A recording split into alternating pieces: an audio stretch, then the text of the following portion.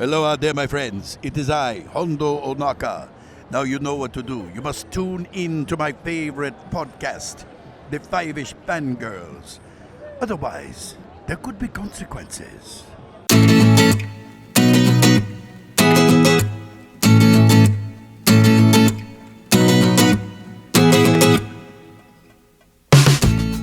The tangents as we continue all the way to episode 331 of the Fiveish Fangirls podcast. And after more than 2 years, the event, the moment that I know everyone has been anticipating, the return of Booth Mom!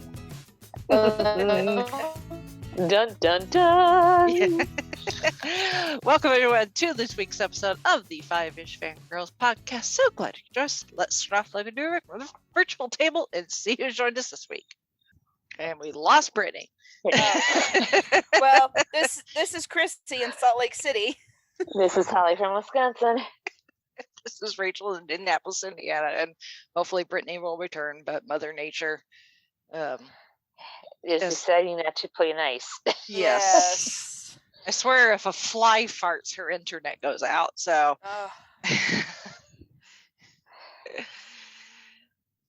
Yeah. Just note, people, that as much as, I know there are people out there, I'm not one of them, but I know there are people out there that love the great outdoors and would prefer to live someplace away from the noise and the hustle and bustle of, the noise pollution and the light pollution. But, internet out there, not so easy. No. Good internet. Good internet.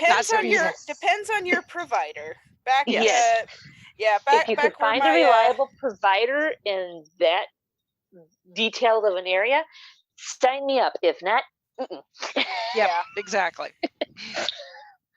Yep. Anyway. So we're all here. Brittany was here. So hopefully she will return. we'll work on this. Yeah.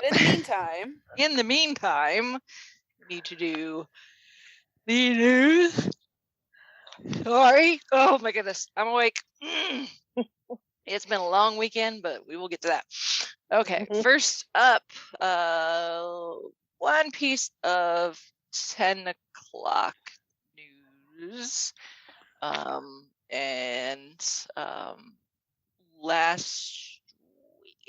Last week after sometime last week, Robert Downey Sr., so the father of Robert Downey Jr., passed away at the age of 85 after dealing with Parkinson's.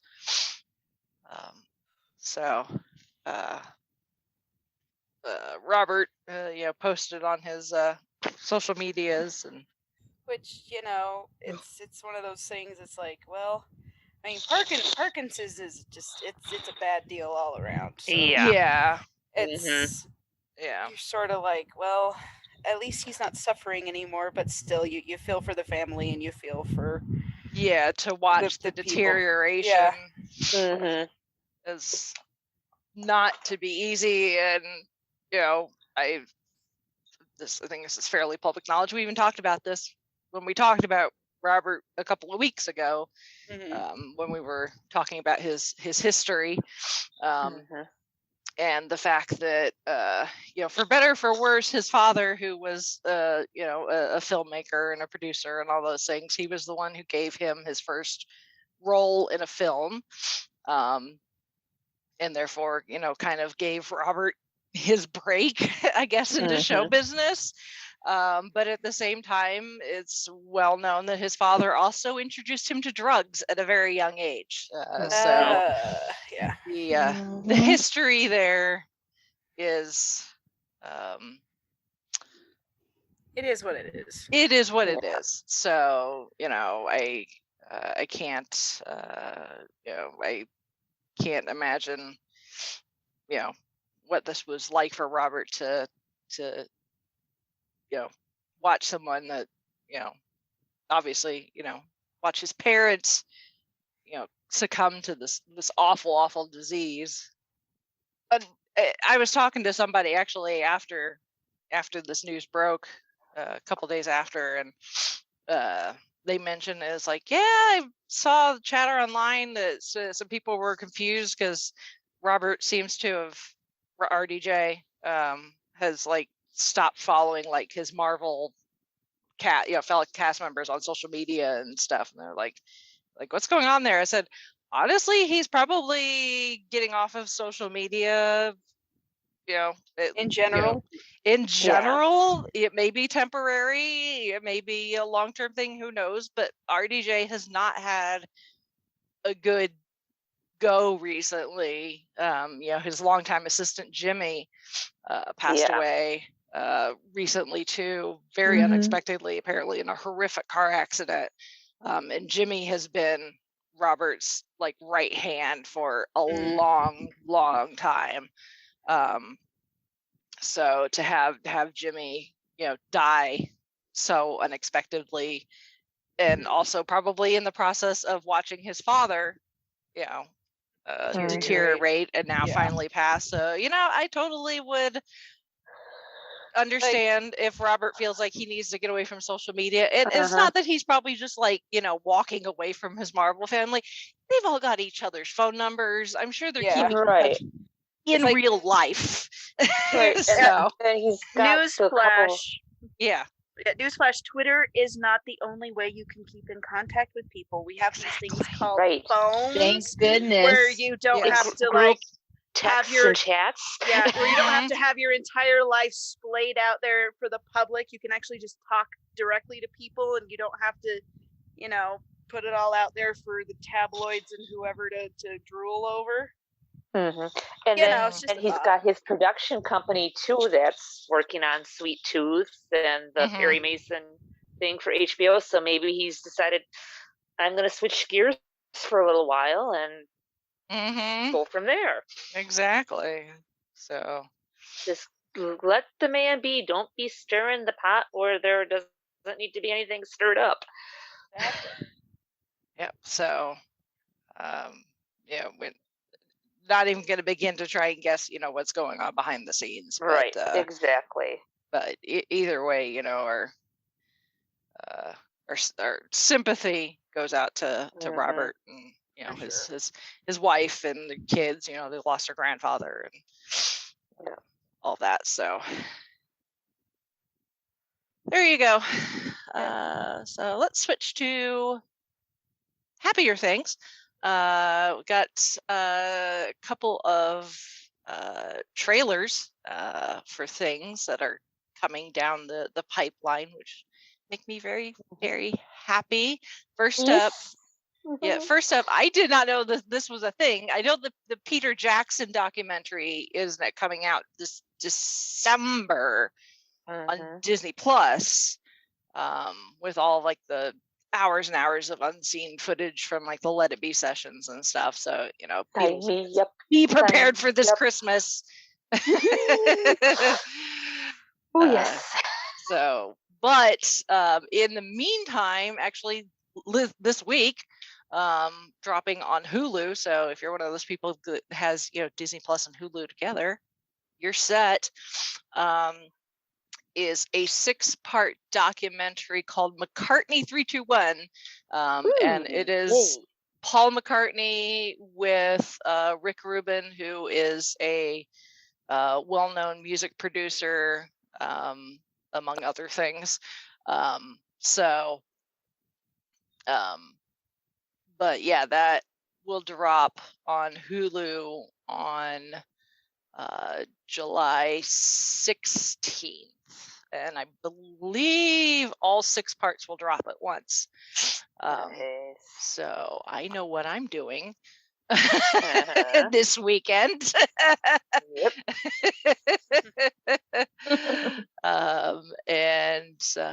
November. Sorry, not even Christmas. Thanksgiving is the Peter Jackson documentary, The Beatles Get Back, which utilizes over 55 hours of previously unseen footage from the 1969 Let It Be session. So, and this Paul McCartney thing, I mean, as huge as like a fan I am, even just in this trailer, like there's this short little clip of part of, I'm sure a bigger, we'll hear the entire story, but Paul talks about how, like they were out late at night. I don't know if he means with the Beatles or if he means with Wings, but either way, he was out late and they got carjacked. And Oh no! Yeah, someone stole like the tapes that they had on them. Was that for the Band on the Run? I don't know. I'm thinking it might have been, because I think they might have been in Laos, because I remember reading something about. He says something about there being a bunch of hippies and not knowing any better. So yeah, it may have been in the 70s. Yeah, so. I'm thinking that might have been what it was. Yeah, but I'm like, I don't know that story. My memory serves right. We'll see if my memory serves right when that comes up. Yeah. But yeah, I'm excited for that. So, and I'm also excited for the Peter Jackson documentary too. So, which will come out. The first part, it's a 3-parter documentary, so it'll drop November 25th, 26th, and 27th. So essentially Thanksgiving. So I know what I'm doing over Thanksgiving. Not shopping. I will be watching that instead. And then also on Disney Plus sooner, starting August 11th is the Uno Momento. My headphones need to be plugged in. The batteries are dying. Uh-oh. They're yelling at me, going, battery low. This is what wireless headphones, they're great, but they do need to be charged every now and then. But thankfully, I can also run them via cable if I can get the USB to plug in. Oh, hold on. USB. You can never get it go right on the first try. It goes wrong, wrong, wrong, wrong, right. Yeah. Yep. This is the whole music. Do. This is the whole music. Having issues. So, Holly, how about them Bucks? Woohoo! Yes. I will go ahead and say, I mean, after years of the NBA being Golden State, I should have just had these plugged in when I started. It's kind of nice having a couple of, flyover land teams duking it out. It feels like a hockey season. There we go. Considering it's been since 1974 that they've been in the finals, it's just like, yay! Oh, wow. Like, I don't even care who wins. It's the fact that there's teams in the NBA that don't involve LeBron in the finals for once. Like, holy cow! Yes. Maybe we can. Maybe they can finally get away from the sideshow while we wait for Rachel to get. The deer. I'll leave it at that. Then fear the sun too, depending on which Bucks team shows up sometimes. Well, I'm fearing the sun but for a completely different reason. Yeah. Yeah, you can get burned either way. White, yes, but no, it's kind of nice. That's all I'm saying. Yep. Yay, sports ball. Yay. I'm not sure. FYI, Leverage Redemption, so far so good. I'm excellent. Making my way slowly through the episodes. I haven't gotten to sit down and watch it yet. I got the electric app on our Roku TV. Alex got mad at me when I tried to watch it. He was like pointing at Disney Plus. It's like, no. Yeah, he wanted to watch Toy Story. FYI, the Redemption is on IMDb TV. Ah, okay. Because repeats the original 5 seasons of Leverage are on the Electric Now app. Okay, maybe that's. But because I swear I saw Noah Wiley in one of them, but that's okay. Yeah, because the Electric Now, they're doing an after show.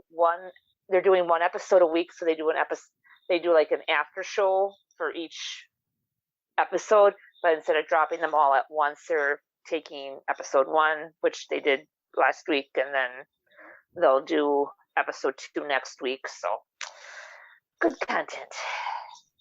What the heck is my computer doing? I don't know, dear girl. I don't know. Well, You I tell see. us. I don't know. It's doing something, but it doesn't seem to be really affecting anything now. Hopefully. Oh boy. So we'll just roll with that. So anyway, sorry. That's okay.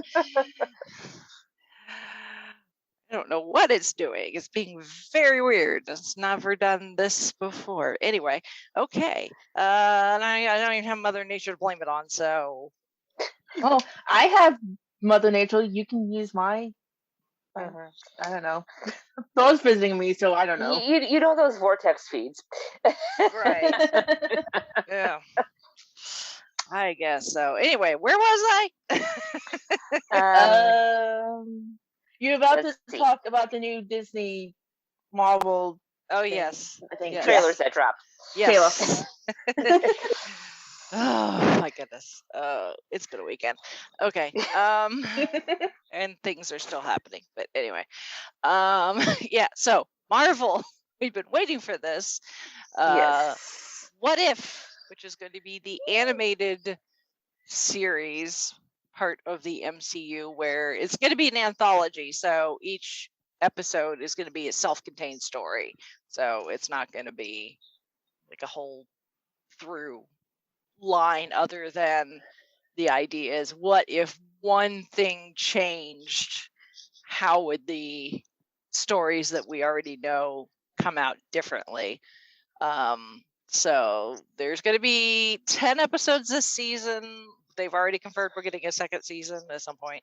Really less next year, I guess. But there's obviously with the episodes we'll get more detail, but I think the most recognizable is one that actually is a storyline that came straight from the comics, where Peggy Carter goes through the super soldier program instead of Steve Rogers and becomes Captain Britain or Captain Carter. I think she's going to call herself Captain Carter in this, but I think she was called Captain Britain in the comics. So we see Peggy running around all buff with a shield, kicking ass, taking names, that sort of thing. We get Marvel zombies. Yeah. Like zombie we Iron get a brief Man, glimpse of that Captain in the trailer. America. So, Howard the Duck is going to be involved in one of these, because he's in the trailer. That's going to be interesting. And we see Tony Stark get saved from his own bomb. Yes. So what would happen if Tony Stark did not get blown up and have all that shrapnel happen in Afghanistan, but instead he's saved by Killmonger. Yes. Surprise. That's. I think that's going to screw up a couple things. Yep. Just one or two. Yep. So for the most part, everyone is coming back to do the voices. So we've got Haley Atwell, Josh Brolin as Thanos, Dominic Cooper's Howard Stark, Karen Gillan's gonna be back as Nebula, Tom Hiddleston's gonna be doing Loki, Chris Hemsworth's gonna be Thor, Tony Stark, Steve Rogers, a couple of others, Captain Marvel, Carol Danvers, Doctor Strange, are all going to be different actors than their MCU counterparts. And there's a bunch of characters that we don't know yet. We know the characters are going to appear, but we don't know who yet is going to voice them. Now, Seth Green is voicing Howard the Duck. Nice. Now, did Chadwick Boseman do most of the voicing for Black Panther, for T'Challa? Yes. Oh, good. I couldn't remember because I thought I had seen somewhere that that was one of his final. It is his final. Okay. Yeah. Okay. Yeah. That's bittersweet. Yes. Yeah. Yeah. Yeah. This all this stuff had been the voice acting had been done quite a while ago. Okay. Yeah, this was supposed to have come out before now. Yeah. which, you know. Yeah, because this was announced back in like 2019. At like the last, something or other. Like the last Disney shareholder meeting or something. So it should be interesting. It looks like it's going to be fun. There's going to be a lot of, kind of like what we've had with the Loki series, a lot of alternative versions of characters for all the cosplayers out there. So. Though one of them, I'm thinking you better not cosplay, or there's going to be some issues at the cons. Yeah. We're talking something green, and I'm not talking Hulk. Yeah. Oh my. Yeah. So it should be. Find out in a couple of weeks, then you'll know what we're talking about. Yeah. Yeah, but. Yeah, it should be fun. I'm interested to see the people who can pull off a zombie Marvel character. Yeah. So I love what ifs and like paradoxes and all that kind of stuff. So I like seeing what tiny little choices can change and just see how it all affects everything. It's gonna be fun. Yeah. So, but the Captain Carter is the first one, so we're gonna get that one right off the bat on August 11th when that debuts, and then we'll get new episodes each Wednesday because apparently Loki has set the trend that now Wednesdays, forget wearing pink, we watch Marvel. Yeah, looks like Wednesday is kind of is the day. Yep. Oh.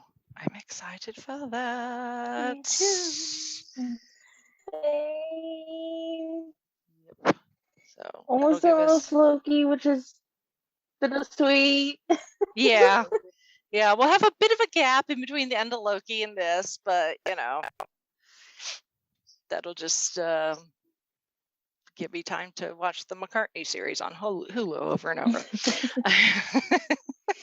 You got time. Yep. Yeah. So, and then real quick, a little bit of housekeeping. Latest episode of Gold Standard is in the feeds where we talk about the Best Picture of 1955, which is Marty, starring Ernest Borgnine. I'll leave it at that. It is so funny. Like, these movies are supposed to, they won the award. They were the best of that year. A lot of these I haven't heard of. Yeah. Same. I haven't heard of them until they come up on the Gold Standard feed, and I'm like, oh, let's see what this is about. Yeah. Which, I don't know if that says something, but it might. Yeah. Yeah, it just goes to show that just because, you get the big award doesn't necessarily mean you're going to stand the test of time. This is true. So there you go. But you can go and listen to that. And you still have time to get on Patreon before we record this month's Patreon episode this coming weekend. Hint, nudge, nudge, hint, wink, wink. Yeah, with a certain special guest. Wink, wink, nudge, nudge. Yes. Gee, I wonder. Yeah. Things are getting dusted off. Yes. Yes. All right. Hopefully, no, we aren't turning this into drunk. We aren't turning this into drunk Golden Standard. Do it. No. Oh my. So, anyways, so that's a bit of news. We don't have any feedback, other than a few.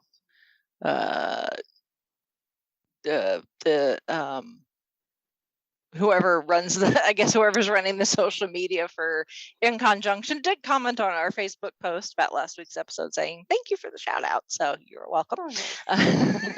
Anytime, folks. And Melissa did say that hopefully next year, since she won't be con chair, that she might actually be able to stop and chat for more than 2 seconds.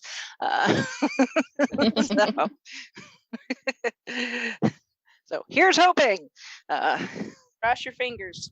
Yay. So speaking of conventions, there's that for a segue. Not bad. Yeah. Not bad at all. Boy, are my entire body tired. I would say my feet are tired, but honestly, my feet are like the least of my concern. In Conjunction was nice. It was a good first dip back into the con pool because it is so small and chill. It's fairly safe contained, in the hotel, which in itself is not very large to begin with. So unless you're the con chair like Melissa and you walk 25 miles in one weekend, you're not necessarily at the end of the weekend, you're going to be like, that wasn't bad, as far as physical exertion is considered, at least in my case. I guess if I had like a big booth that needed to be put up and then taken down, then might be a bit more tired, but still, everything's carpeted, nice cushy seats, that sort of thing.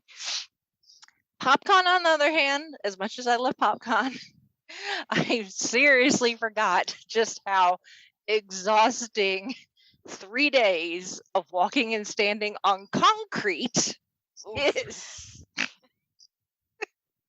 Even when you have a chair to sit in every now and then, concrete floors just really, really suck.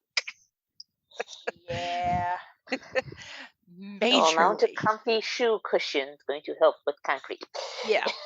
There's only so much comfortable shoes can do. Mm-hmm. Oof. So I already have ideas for how to combat that next year. Never too early to start planning. Yeah. A segue? Yeah. If they allow me to have one. But so PopCon, this is the first in-person PopCon. We had virtual PopCon last year, so the last physical at the convention center PopCon was June of 2019.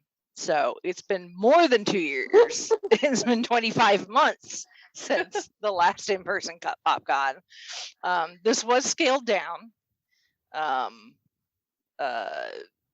Part of that was to keep their overhead down, just because they did not know what kind of turnout they were going to get. Mm-hmm. So it's like, oh, we're back. We're going to blow all of our money. That would be bad. So they scaled things down as far as the overall footprint at the convention center.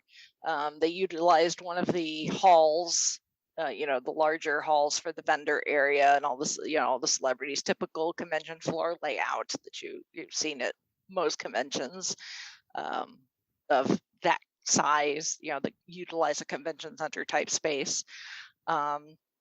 And just 3 or 4 of like the ballroom, not even ballroom, more like conference rooms, the larger conference rooms for panels and stuff, instead, because usually like the main panel where you have like your celebrity Q&As and like cosplay contest tends to be in a similar hall like the vendor hall is, the big concrete rooms, but they didn't do that because renting 2 of those spaces would have been way more expensive. Plus, I think that there's just still, they put a cap on the number of tickets sold so that they knew that they could, I mean, the room they used for the main like stage still could hold like 500 people. So that's still a pretty decent size. But the convention center right now is still, and this will probably, and right now this is going to be the case for Gen Con too, is they are not allowing any late night or overnight events. The convention center has to be emptied, and they're physically locking the doors so that overnight crew can be in there sanitizing and cleaning and stuff. So like usually there would be like 24-hour gaming even for like PopCon folks, and there was a room that was hosting laser tag, and they probably would have done that late into the night too, for the night owls. But they can't do that because the convention center is like, no, at midnight, everybody out. We're literally locking the doors, and you cannot get back in until like 7:30 the next morning or something like that. So that's also going to be the case for Gen Con. So keep that in mind.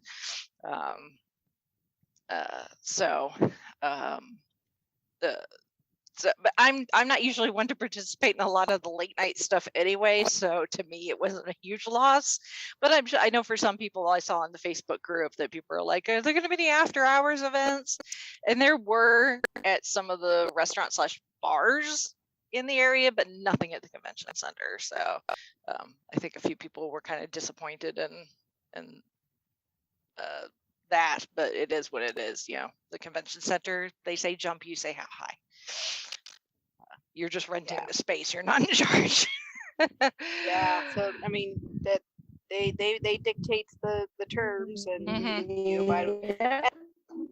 This close still to the end of the pandemic.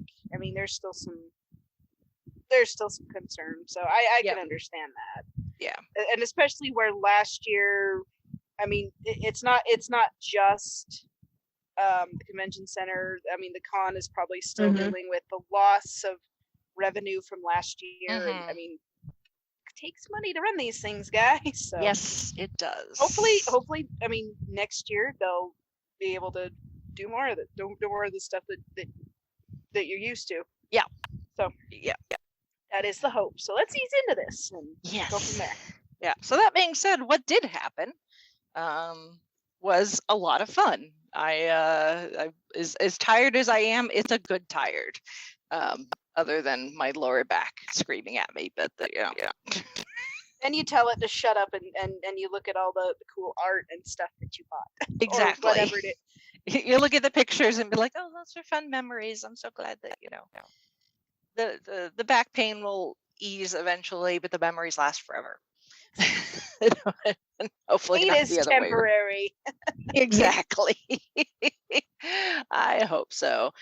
So Friday was actually fairly short because being press / VIP, we could get into the vendor hall a half an hour before the general public. So that was good. I went and got my badge. They were having trouble getting my QR code to scan. So the guy was all like, here, he just ended up giving, because I had the VIP badges and the press badges. And he just gave me a VIP badge instead. He's like, it's essentially the same thing. And I think this is something I'm going to bring up to them too, because it's really been the case every year, other than the first year of PopCon, before we hadn't launched yet. So it's like I couldn't apply for a press badge, so I paid then. But pretty much every year since, I've been fortunate enough to be able to go with a press badge. So I'm not paying for a ticket, but Lord knows I spend enough money at the vendor hall, and I did again this year. The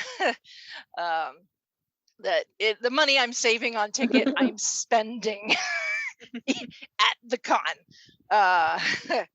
So it's win-win for everybody, except for my wallet, but that's okay. But usually whatever perks VIP get, the press, like your early entry into the vendor hall, that sort of thing, the press also get too. And I almost think it would be easier for the press, because I know they print the badges, the different badges, unless you were doing a single day. In that case, you just got a paper wristband. But like the staff, crew, guests, vendors, press, VIP, and 3-day entry all had the, your traditional plastic badge on a lanyard. But I almost think it would be easier for press to just go ahead and give us a VIP badge with maybe like an additional sticker or something. So that way, like if we go to talk to somebody, we still look like we're not just a guest, like an attendee, but like, look, it'll give you the perks of like getting into the vendor hall early with all the, all the other people who pay for VIP. But then when you go to like talk to somebody, they can be like, oh, you're a member of the press as well. Yeah. You're not just some rando who's like, hey, by the way, I want to talk to. Let me stick my microphone in your face, and you're gonna be like, what? Like, who is this weirdo security? Yeah, exactly. So, I don't know if that would be better, worse, indifferent as far as like printing. It's like, oh, with stickers, how easy would it be for someone to peel it off? And, I don't know, but just a thought that I think something a little extra. Yeah, maybe something a little something. So I'm assuming that a post-convention like survey is going to come via email at some point, so I will probably put that in there. But if anybody's got any ideas, if they've seen like interesting ways at other conventions they've done something like that, let me know, because I'm at a loss other than like sticker. So because that's my brain. Or they had some kind of technology with a barcode. Yeah, or something. Yeah, I don't know. Yeah, I don't know. So just spitballing. Yeah. Like honestly, I think a sticker is probably going to be the best bet. There are certain kinds of stickers you can get that are really, really sticky and are hard to peel off. I know this because we use tons of stickers at the library, and some will just peel off, and some you're like digging at and trying to get off. Or like if you peel them off, like it distorts the image on the sticker. Because I don't know if this is the case everywhere else, but I know with our license plates. The year sticker that you get every year when you renew your license plate, once you stick that on your license plate, if you try to peel that off, it's designed so that it distorts it, so that if you tried to restick it, it would be useless. As far as the image is concerned. So I have an idea. But anyway, so Friday, fairly laid back, went with my stuff, once again sharing a booth with the communal creative zombie / podcast indie group booth, with my, did I talk about my wagon when I talked about it in conjunction last week? Don't think so. Okay, so this is what being an adult is like, kids. So when you're a kid and you have like birthdays and Christmas coming up, and people are like, oh, what do you want for your birthday or Christmas? And you're like, I want Legos or an action figure or whatever. When you become an adult and you have, this is my last birthday, you get things like this green foldable wagon. Because your in-laws have one, and you've mentioned several times that, oh, that looks so convenient and useful. I would love to have something like that. So that finally, when your birthday rolls around, that's what you get. Yay! And let me guess, it worked wonders, right? It does! I got it for my birthday, and it's been sitting in my house in the box waiting to be used because it still wasn't really going anywhere. And then finally I was like getting ready for in conjunction, and I pulled that sucker out, and I would say assemble it, but it didn't need assembling because it just right out of the box, you just unfold it and it flattens out in this nice big, really like heavy canvas with these wheels and this handle that collapses and telescopes like on a piece of luggage. Nice. And I loaded everything I needed for my table at In Conjunction in it, and was just able to grab the handle and walk out the door and go to the elevator and go down to my car and go and, pop everything in the car. And I'm like, this is so nice. Because before I've been using like a small piece of carry-on luggage, but then I also have like a backpack and this, that, and the other thing that didn't quite, that doesn't fit in the luggage. So yeah. It is so nice when you can wheel your stuff in and out. Yes, it is. Of the building. I've done this with library outreach when we go and do events at other places, and we have these little, each branch has a little rolly box. It's like a crate with wheels on it, and you just pull it out, you pack it up, pull it out, go up, do your thing, pack it back up, pull it back out and into the car, and it's lovely. So yes, I know exactly what you're talking about. Yeah, I'm gonna have. I'm pretty sure that, because this is where my in-laws got theirs. It's from Menards, and I believe they got me the exact same one. I will put a link to it in the show notes. So if anybody wants one, if anybody is gonna be doing like tables and stuff at a con, yeah, this has got the Fiveish stamp of approval. Yeah, it even has like these little mesh cup holders on the outside, nice, which I haven't used yet, but still, I was like, stay hydrated. Yeah. Well, if you're going in somewhere and you like stop and get a drink at a food truck or Starbucks or whatever on the way in, and you don't want your drink to spill. Exactly. So, but anyway, so I use this thing for In Conjunction, and I even took a picture of like it full of stuff as I'm going to the elevator at my apartment building to send to my mother-in-law, like taking the wagon out for his first run.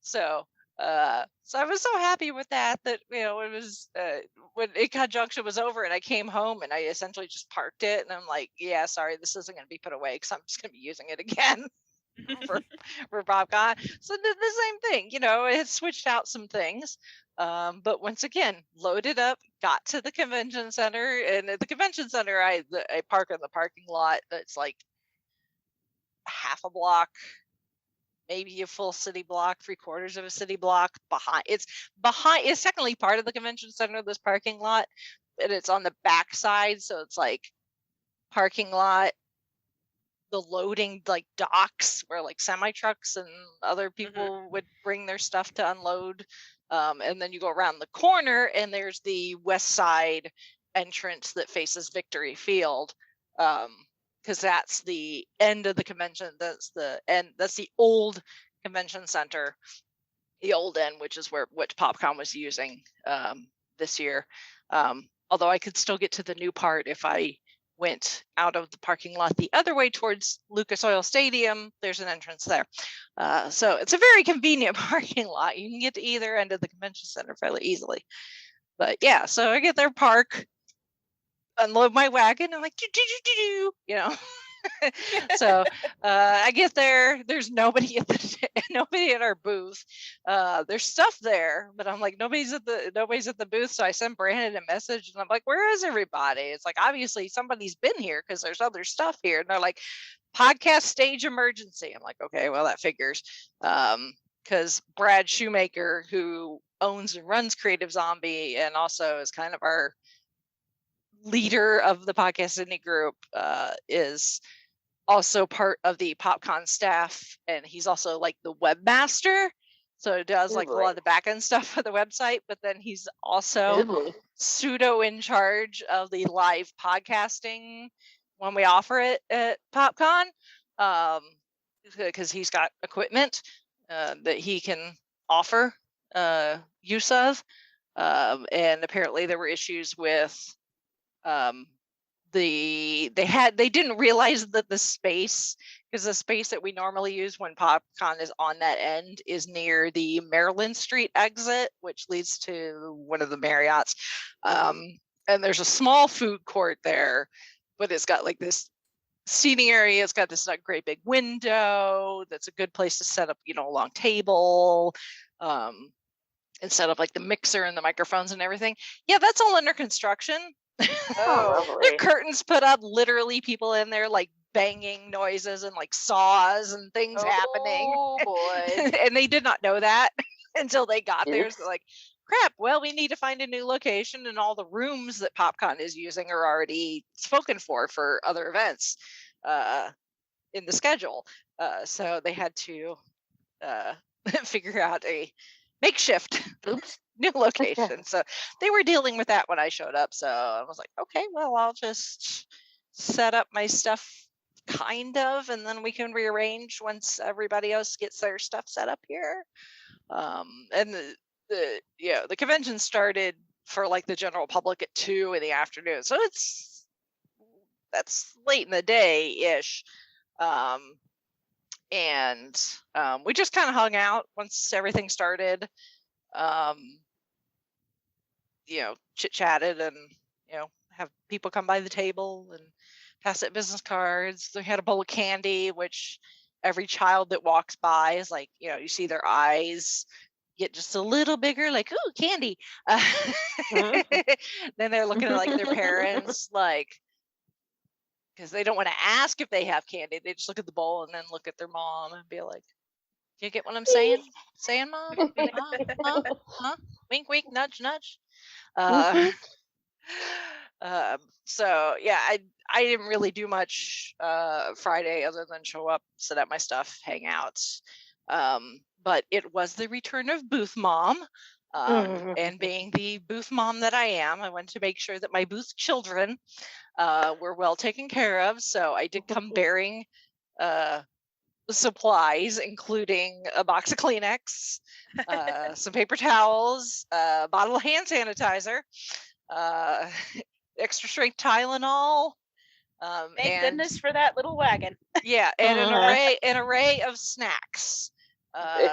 Chips, those mass-produced donuts covered in the chocolate that you end up getting all over your face and hands, no matter how hard you try. Mostly junk food, but stuff that would keep the weekend without needing refrigeration and that sort of thing. So yeah, because you get a little peckish sometimes. You're like, I just need a little snack, and I'm like, well, I got salty, I got sweet, I got savory. Take your pick. Here you go. Booth mom supplies. So, and we did partake of said snacks quite a bit over the weekend. So good. Mission accomplished. And the hand sanitizer, and the Kleenex, and the paper towels. So, because those chocolate donuts get everywhere. Yeah. So that was Friday. It was winding down towards it because I think we went till 7 on Friday. As far as like the vendor hall was concerned. And at one point Brad was like, "We're all going to karaoke," and I just looked at him like, "You can go to karaoke. I'm going home." You heard that. They're all talking about going over to the Slippery Noodle for karaoke, and I'm like, no, my happy butt is going home. Thank you very much. So yeah, so Wednesday is 7 o'clock, and they're like, the vendor hall is now closed. I'm like, see y'all in the morning. Have fun. Try not to drink too much. I have the extra strength Tylenol if you need it.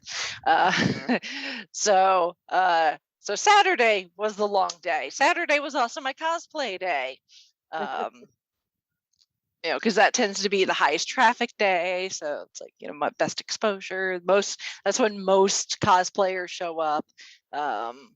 Is on Saturday. Even if most people, if they're going to come one day, if they can only make it the one day, it's usually Saturday, because that tends to be the full day. That's usually the cosplay contest day. That you can almost guarantee all of the celebrities are there on Saturday, because there were a couple that were only Saturday, Sunday only. So they would have shown up Friday night, which Brad was part of the crew also. On top of everything else, Brad was also part of the hand-selected crew that got to go and pick up people from the airports as the celebrities arrived. Apparently he picked up, I think it was CJ Ramon Thursday night, And he arrived so late and was hungry, and there was nothing open, and they ended up having to go to White Castle. So Brad could say he got to take CJ Ramon to White Castle in the middle of the night.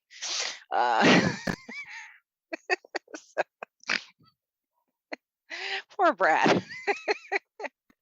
He's already realized he needs to ask for help going into next year, and I'm like, I'll volunteer, I'll help. I will gladly help ease some of your burden for something. I don't know what I can help with, but I'm sure you can find something. If these celebrities need pickup, I'm doing it. Yeah, I got dibs. Yeah, Brad even said, because after the podcast awards, which I'll get to because those were on Sunday, and Brad was like, "Yeah, I'm sorry that the podcast awards aren't as flashy as they could have been, but and some things fell through the cracks, but they wanted reliable people to do the celebrity pickup, so they rented Jeeps. So anytime you put someone on a rental, there's already like the, don't scratch it, don't don't spill, don't eat in it, don't drink in it. It needs to be as immaculate going back to the rental company as it does when you got it.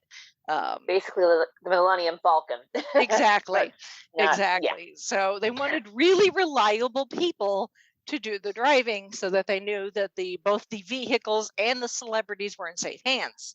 Completely understandable. But as Brad said, unfortunately, those very reliable people, since they were busy driving the celebrities, were not on hand at the convention center to do their jobs that they're very reliable at. Oh dear. Oops. Yep. So they're going to have to figure that out. I can't help with that, but it makes sense.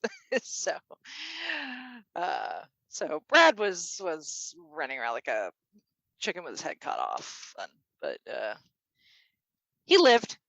So in fact, I saw him as I was leaving. I pulled out of the parking lot Sunday, and after everything was over, got all my stuff, loaded my car, and was leaving. And that street's only one-way street right there, so I had to go up where I could make a U-turn, and it happens to be right by the loading dock, which is also where they were picking up the celebrities. And I happened to see Brad as he was getting ready to pull out of the loading dock area in one of the rentals, and I'm pretty sure it was Jim O'Hare that was sitting in the passenger seat next to him. So, oh boy, there he goes again off to the airport. But anyway, back to Saturday. So Saturday was my cosplay day to make things easy, because I know it still fits because I wore it the weekend prior. I decided to wear my Time Buster again. And so I got up Saturday morning, got dressed as usual, putting on all the stuff I wear underneath the jumpsuit, pulling on the jumpsuit, putting on my shoes, getting all my stuff together,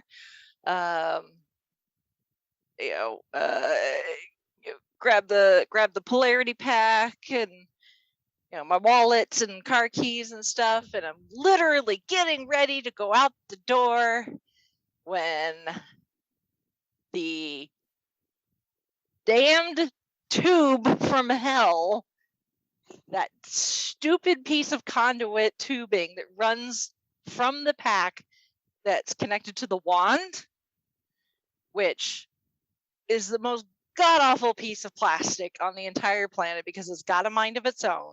It's like the lion's tail in the Wizard of Oz, where it just goes wherever it wants. It goes up like Dorothy's skirt and stuff. This piece of conduit is the exact same way. It got caught on a door handle. Ooh. And usually that's not an issue. It'll get caught usually, depending on whether I catch it or quickly in and off. The wand will pop out because it's got this piece of plastic peg, and it goes into a hole, and that's how it's attached to the pack. So the wand will pop out of its holder.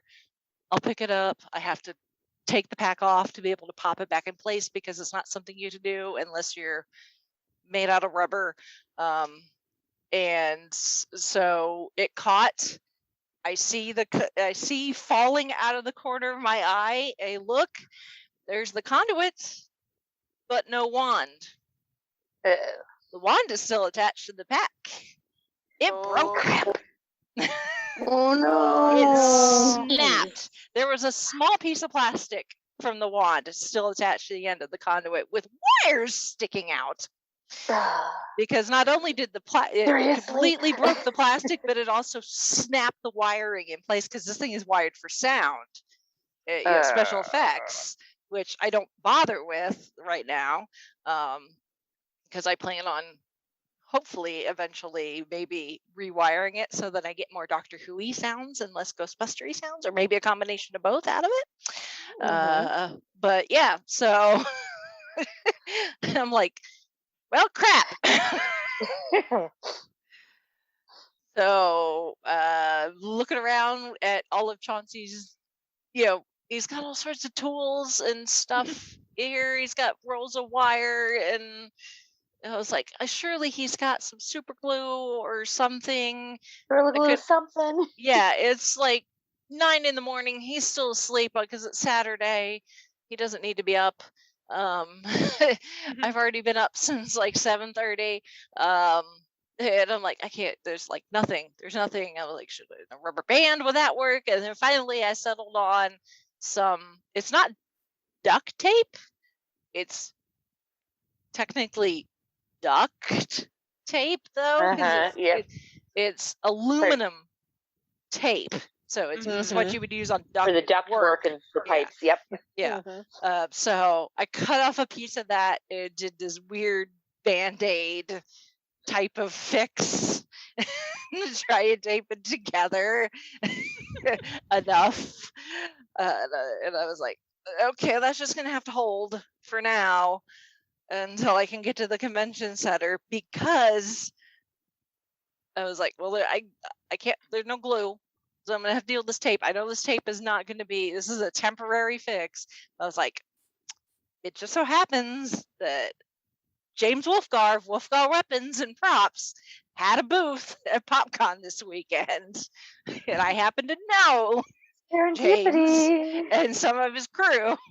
So I was like, if this will hold till I can get to the convention center, I'm pretty sure that Wolfgar will have something a bit more robust to fix this. So I do my Band-Aid fix, hop in the car, get to the convention center, park the car, get out, I go ahead and put the pack on because that's the easiest way to carry it. And I'm walking from the car down that, half a block to the convention, to the doors, and the entire time I'm just walking like a normal person, but the entire time I can hear the tape crackling. Oh no! Because of just my body movements. I can just, I'm like, this tape is gonna let go. To paraphrase a certain space pilot, baby, please hold together. Baby, yeah, exactly. Please hold together. Exactly. I'm like, this is not gonna hold. This is not gonna hold. It's gonna let go. It's gonna let go. I get to the west side entrance. I go up the stairs. I get through the door. At this point, it's already after the time that VIPs can get in. All the regular badge people are waiting in line. I'm literally walking in through the door into the vendor hall when that tape lets go. Oh no! And one of the guys manning the door is like, here you go. He bends down and hands me, because once again, conduit on the floor. He's like, here you go. And I'm like, thanks. So, I conduit. Yeah. So I make a beeline for our booth, which is in the 700 row, because it's just the easiest way.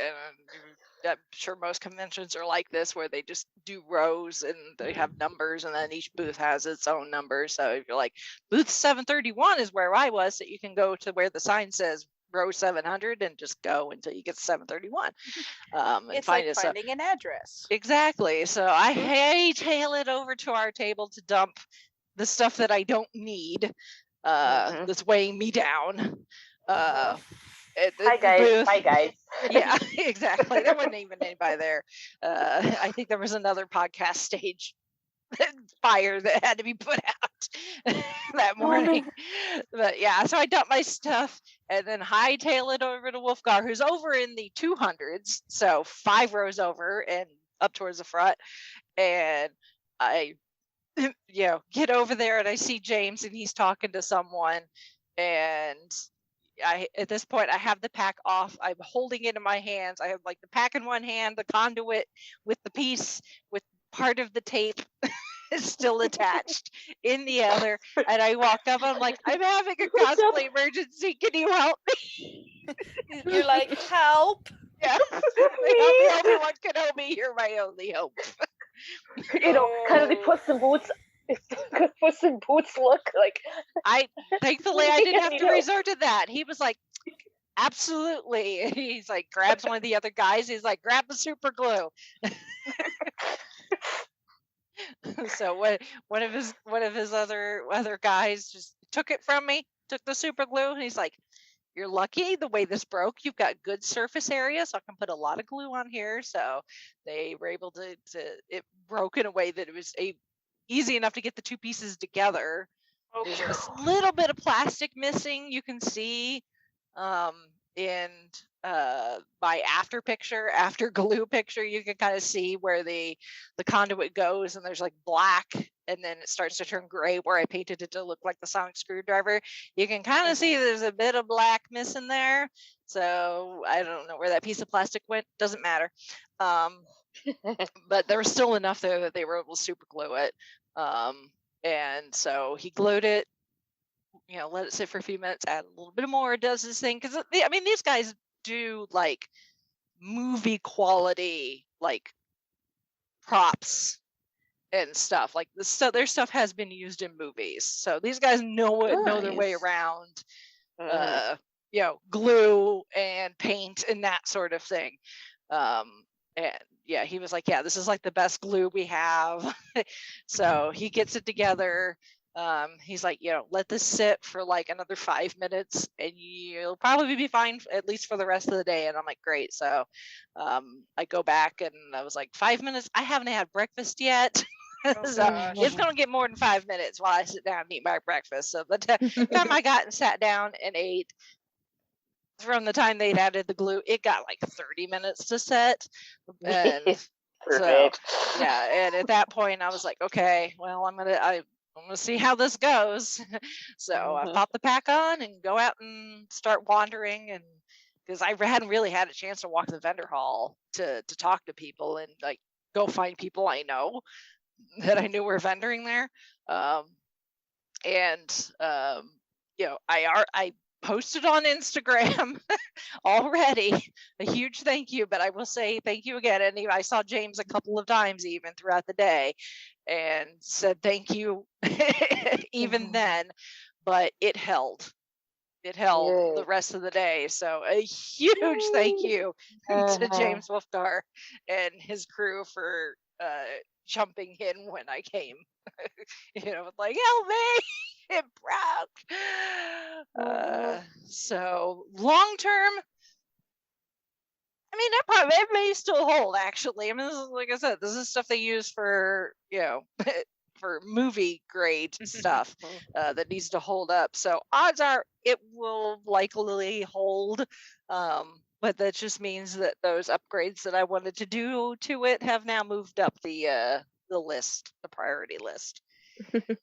But that was not the way I wanted to start. No, that's not a good way. It's a cosplay thing, unfortunately. Stuff breaks, stuff. It does. And if you're ever cosplaying at a con, most cons will have some kind of cosplay repair booth or something. Make sure you know where that is located. I've had to make use of the ones at FanX several times. I don't think that PopCon necessarily had a designated one, but we did have a couple of professional cosplayers there as guests, so they may have had stuff on them, because I'm sure that's stuff that, you know, like, I don't travel out of state with all my cosplays and guested events without stuff on hand for repairs. So I probably could have gone to one of them, and they may have had something that could have helped. Or I know But, like local theater groups have been like, hey, costume emergency, come here, cosplay emergency, come here and we'll help you out. Mm-hmm. So, yep. But if you know anyone who vends at things like that, it is some, you know, that's a company that like makes things and manufactures things, they might be able to help you too with it. In this case, I was just very fortunate that, you know, I had a literal prop maker there vending, and I happened to know them. So, although I think even if I didn't know them, I'm sure they probably would help, because, you know, you never want to leave a cosplayer stranded if you can help it. But yeah, no, they're people like that are just, they're great. Yep. So, huge thank you to Wolfgar, and your people. So go check out their stuff. I will have a link to their website in the show notes. So the rest of the day, or at least the rest of the morning going into lunchtime and early afternoon, was spent of a combination of me wandering the floor, and catching up with people. I stopped by Jess, who owns and runs Bath Omens. She makes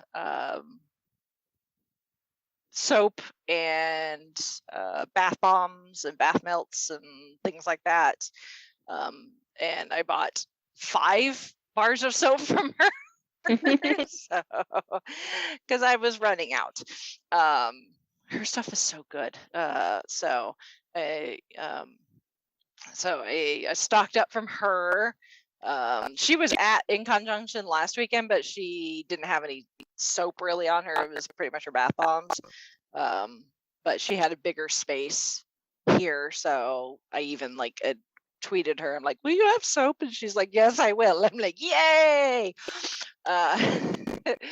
So I stocked up from soap from Jess, and you can buy her stuff on her Etsy shop. So I'll have that link in the show notes. And if you're local, right now the summer Saturday morning, she's at the Danville Farmers Market, so you can buy directly from her if you're in the Indianapolis area. That. I love Jess. She's awesome. She's a huge nerd as well. So that was my first purchase of the weekend.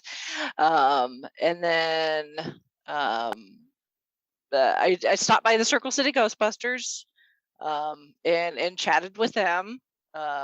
And we compared we compared packs. So they liked my twist on things. So that was fun, because I had not seen, they had not been to anything since the last PopCon, and I did not have that cosplay yet because I didn't finish it until Gen Con, the last Gen Con. And they aren't usually at that because they pay for pretty much everything out of pocket. So, and Gen Con's booth costs are a bit expensive, even for a small charity group like them. So, but it was fun to see them and get the once again get the looks from people, and they're like, "Oh, nice Ghostbuster," and then they actually take in like the details, and they're like, "Wait a minute, you're not a Ghostbuster." But you are, but you're not. What I am, but think of it as if the Ghostbusters decided to expand off of planet Earth, or if the Doctor joined the Ghostbusters. However you want to look at it, whichever fandom you want to run with.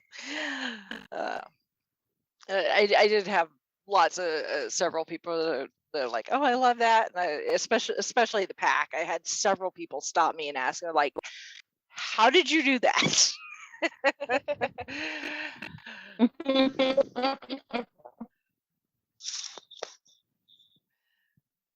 So that was fun. And then I would man the booth when like Brandon had to run off to he did his show, his recording at the podcast stage Saturday afternoon. So I watched the booth while he was doing that. And then I think I think pretty much all of us abandoned the booth right before 4:00 because at 4:00 was Twisted Toonz.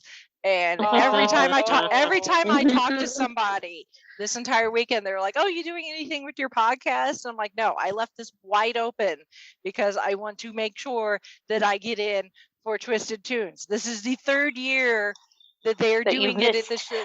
Yeah, it was like the last 2 times I've missed it. Well, 1 year, I think the last year they did it, which would have been, I don't think the last PopCon, maybe the PopCon before that. I don't remember. I missed it completely. And then the first year they did it, I caught the very end of it, which really was the best part because they were doing the Princess Bride, and the last scene they did was the Battle of Wits. Nice. So I was like, oh, if this is the only part I'm gonna catch, I caught the best part. But this time I'm like, dag nabbit, I want to see the entire thing. And apparently everybody else did because the line went from the room all the way down the hall. Wow. Now, was this in what kind of? Well, I guess you guys said you didn't have like a ballroom or something like. This was like a large conference. Okay. Presentation room. This is the one that's supposed to hold like 500 people. And when I got there, they had just done a head count of the line, and the person was like 170 something. So, they still were going to have room. Thankfully, though, I had a VIP badge. We get in the room before everybody else. Sweet. So once the previous celebrity panel got out and they cleared the room, VIPs got to go in first. So I was middle second row. Nice. Right next to Carl's parents, actually. So they got to be my neighbors the entire time. Carl's like, these are my parents. Be nice to them. And you're like, when have I never been nice? Yeah, well, even Carl said to his parents, was like, this is Rachel. She's cool. So thank you, Carl. I was like, thank you for that vote of confidence. And his parents were very nice. So no complaints there. So, but yeah, so that was really nice that I was able to finally get in. So I was like, this is awesome. I'm right here. They put the Twisted Toonz official banner. They set it out and attached it to the front of the table because it's an official thing. Twisted Toonz. So they put that up, once the room got full, which I'm pretty sure it was full, if not very close to it. I was too entranced. It never occurred to me to like look around and see how full it actually got. I was just like, I'm actually here to get to see this. So yeah, once everybody got seated, they got the banner put up, make sure all the microphones are going. So for the next 90 minutes, I got to be entertained by Jim Cummings, aka Winnie the Pooh, Darkwing Duck, among other things. Oh my gosh, so many other things. Yes, Rob Paulson. Oh boy. Animaniacs, Pinky. Yakko, yes. Yeah. Billy West. So Fry from Futurama, Ren and Stimpy, Doug. Oh, that's right. Among others, and Maurice LaMarche, who is the brain to Rob's Pinky, again, among other things. So those 4 I got to watch do Willy Wonka and the Chocolate Factory. Oh my goodness. Amazing! Oh my god. Are we talking Gene Wilder version, or are we talking Oh Johnny yes, no, Depp version? it was the Gene Wilder version. Okay. Yeah. Willy Wonka and the Chocolate Factory, not that Charlie and the Chocolate Factory. Oh, sorry. I forgot. I thought they were both named the same. No, they're different.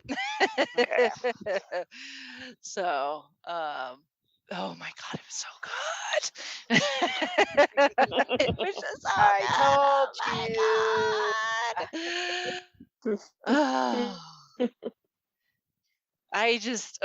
you. I knew, like, in my mind, I knew that this was an amazing thing, but I never really got to experience the whole thing, just like, yeah, you can sit here and be like, oh yeah, and they did this and they did this, but until you like sit down and get to watch it in person, you can't describe it. Yeah, you can't.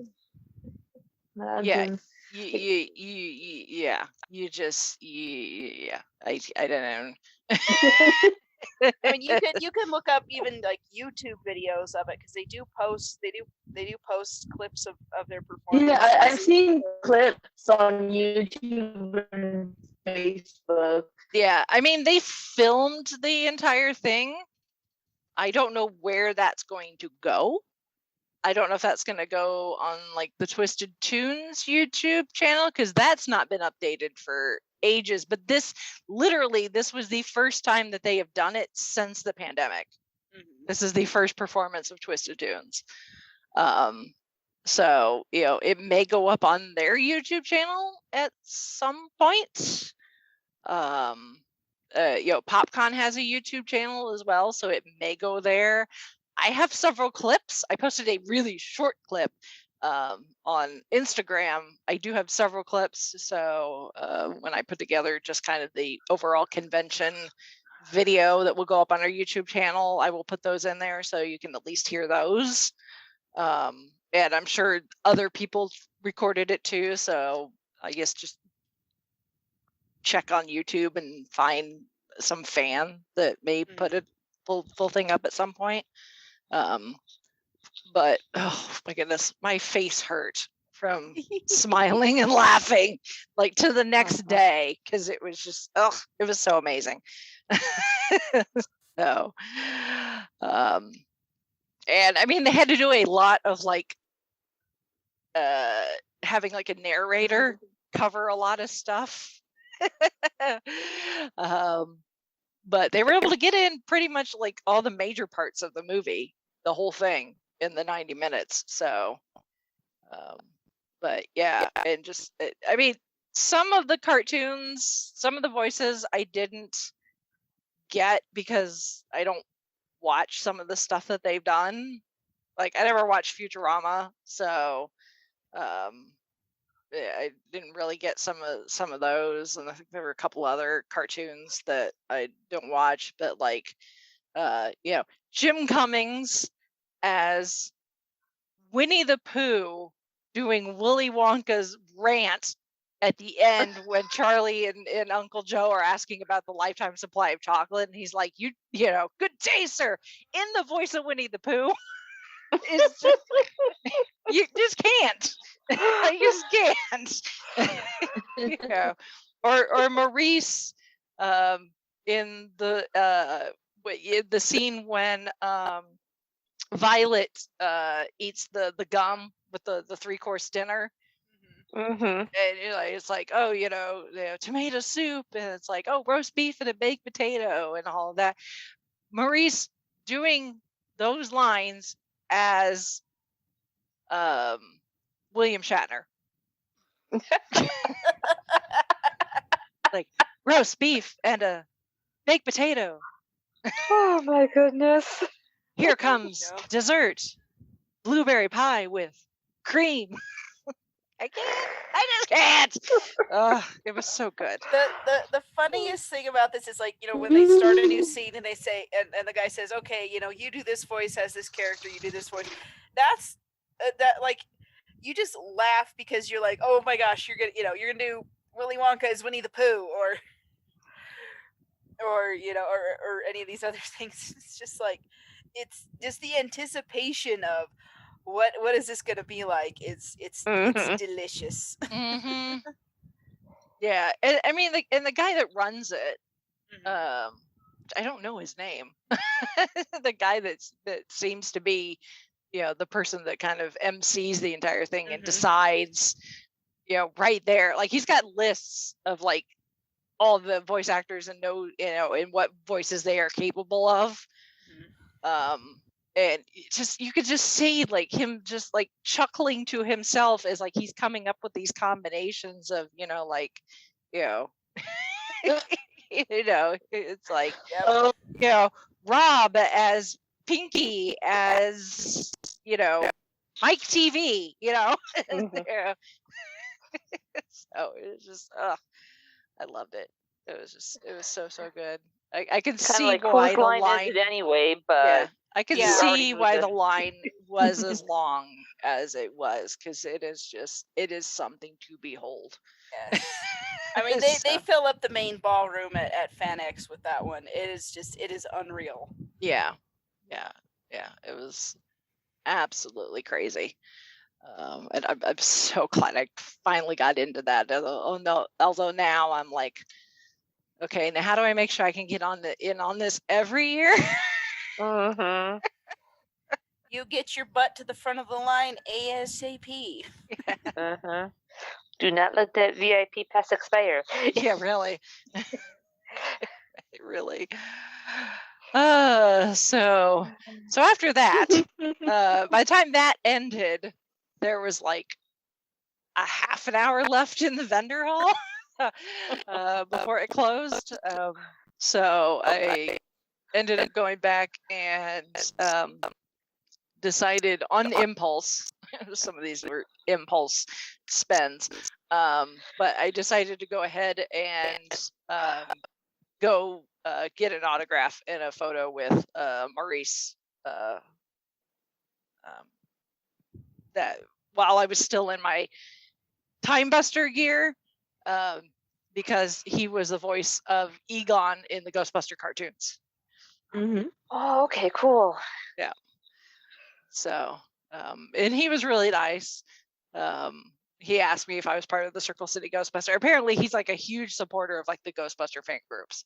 Well, that's great. Yeah. So he asked if I was part of the Circle City Ghostbusters, and I'm like, no, but I did ask about joining, so we'll see. They seemed amendable to me joining the group with my version. So nice. Yeah, so he was very, very nice to meet. He is Canadian, so that might be part of it. And then the vendor hall closed at 6, so I had to kill some time before the cosplay contest at 7. But thankfully that was not hard to do, because at that point I needed to go to the restroom. And if you saw my post, while technically I can go to the bathroom without any assistance in the Time Buster outfit, it is a lot of work. I can imagine. Because I have to take all the accessories off, which that part is actually fairly easy. The pack, it's really light. It's easy enough to get off of. The waist pack that I have on is just, it's like a fanny pack, so it's just a clip. But like the gloves have to go off so I can wash my hands. But it's the jumpsuit. Yeah. It's comfortable once it's on. It's like wearing like a onesie without the feet. Lot nice deep pockets, that sort of thing. So it's comfy as hell on, but getting it off and then getting it back on again, I'm like, I'm glad nobody came into the bathroom that needed the handicap stall, because I ended up taking it, because all the other stalls are too small. Were too small, because I literally have to like shift. I'm doing like this thing with my shoulders, and I'm like waving my arm, trying to get the arm out of the sleeve, and I'm like turning in circles, looking like a dog chasing its own tail. Like, get back over here. I know. Yeah, because I'm like trying to get to the point where I can like grab the sleeve and pull it the rest of the way down, and then I can pull the other one down, but I'm like having to like almost dislocate my shoulders to get him out. This is like, you wish you had another person to help you real quick. Exactly. If I had another person, I could just be like, grab the sleeves and pull, But then I got to, like once I finish my business, then I got to put it back on. So that requires getting one sleeve getting one arm in the sleeve most of the way, and then getting it kind of up to the shoulder, and then twisting again to get it up over the shoulder. Because there's no give in the shoulder area, because that fabric is just, it's soft, but it just like there's no stretch.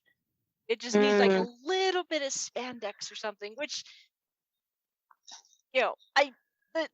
the suit that I have, it's intended to be like somebody who works on cars, so it needs to hold up.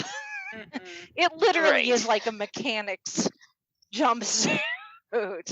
So cosplay is not its intended purpose, but if somebody made like suits like this for cosplayers, they would probably use fabric that just has just a little bit of spandex in it, just a little bit of give. And that would make things a lot easier.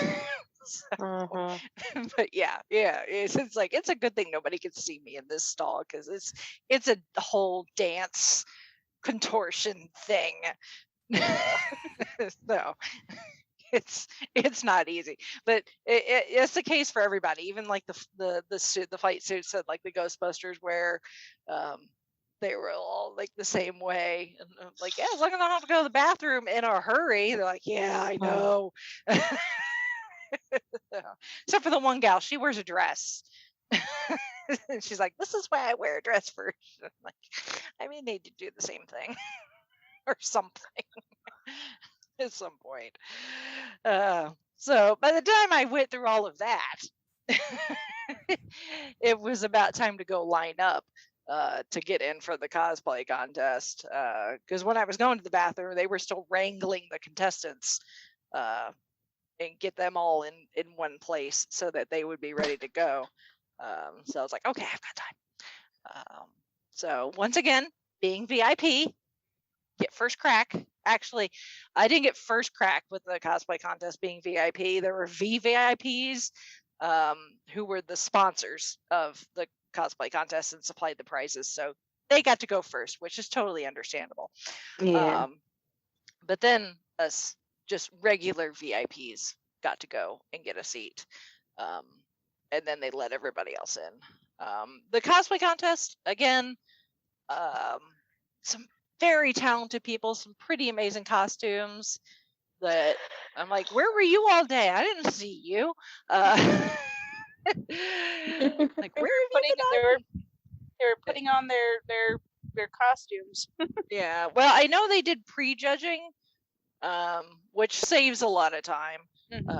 So the contest is really just a chance for the contestants to show off to the crowd, and the sponsors to see what they're spending their money on, I guess. But the judges at this point already know who the winners are.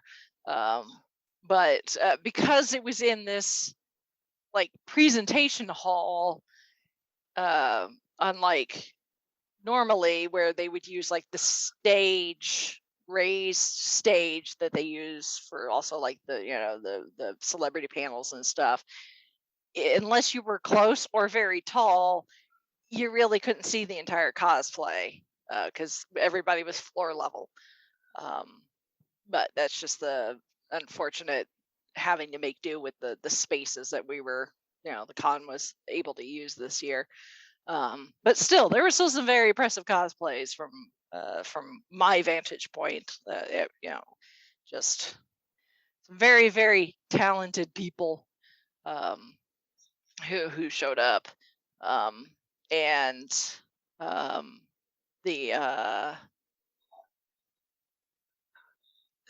lot of them I didn't get. I could still be impressed with the work. I didn't necessarily understand the character.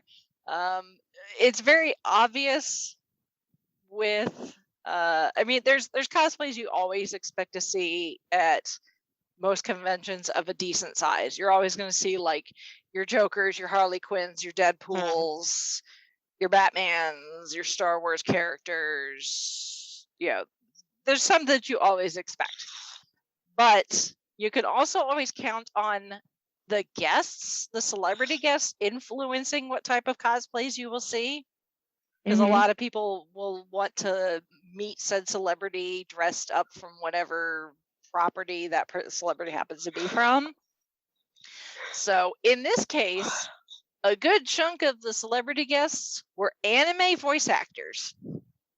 So there was there's usually a good amount of anime anyway, but this year an excessive amount of anime related cosplays, which I felt like an old woman all day, just like, so, these gaggles of kids would walk by with their brightly colored wigs that are, with pigtails out to, go into the next time zone, and, like school outfits or the volleyball outfits, because there's that one anime that apparently everybody plays volleyball.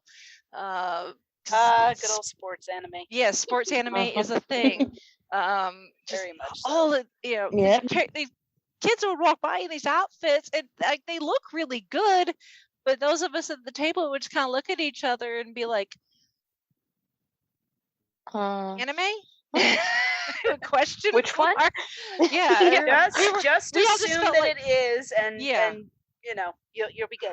Yeah, we were all like, I feel like an old person. Like, I don't know what the kids are into these days, because that's what it felt like.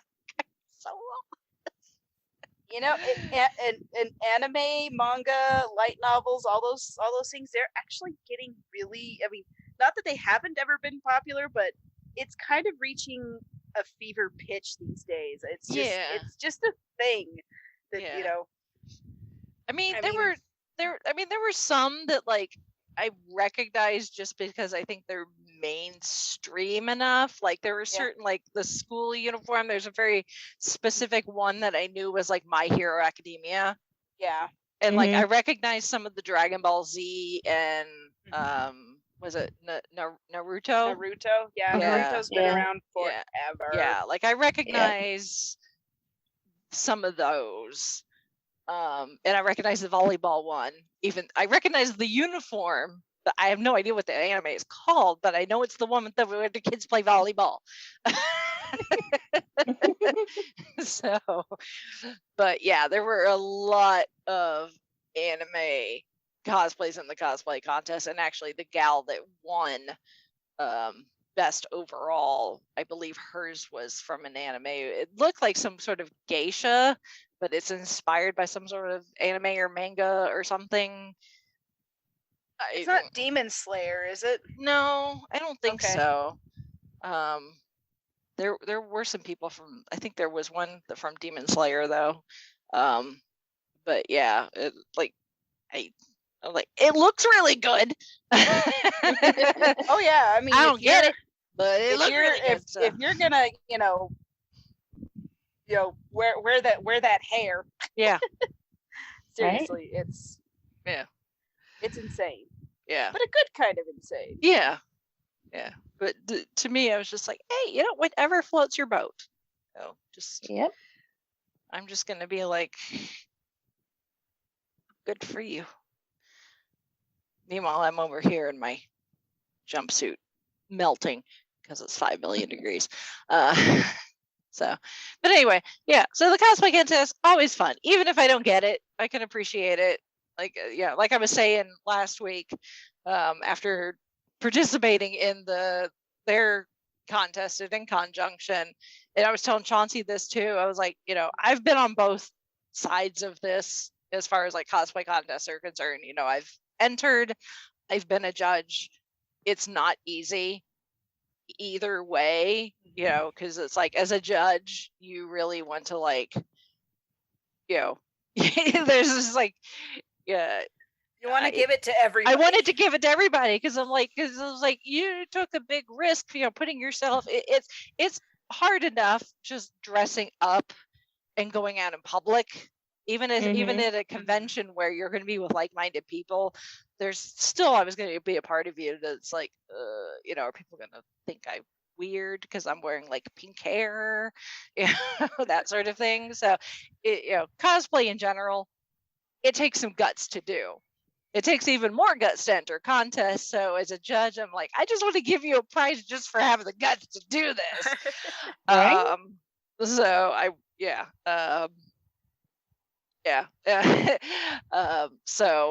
you know, and there were a few times because of like the room layout and everything, the room was connected to like a loading dock area.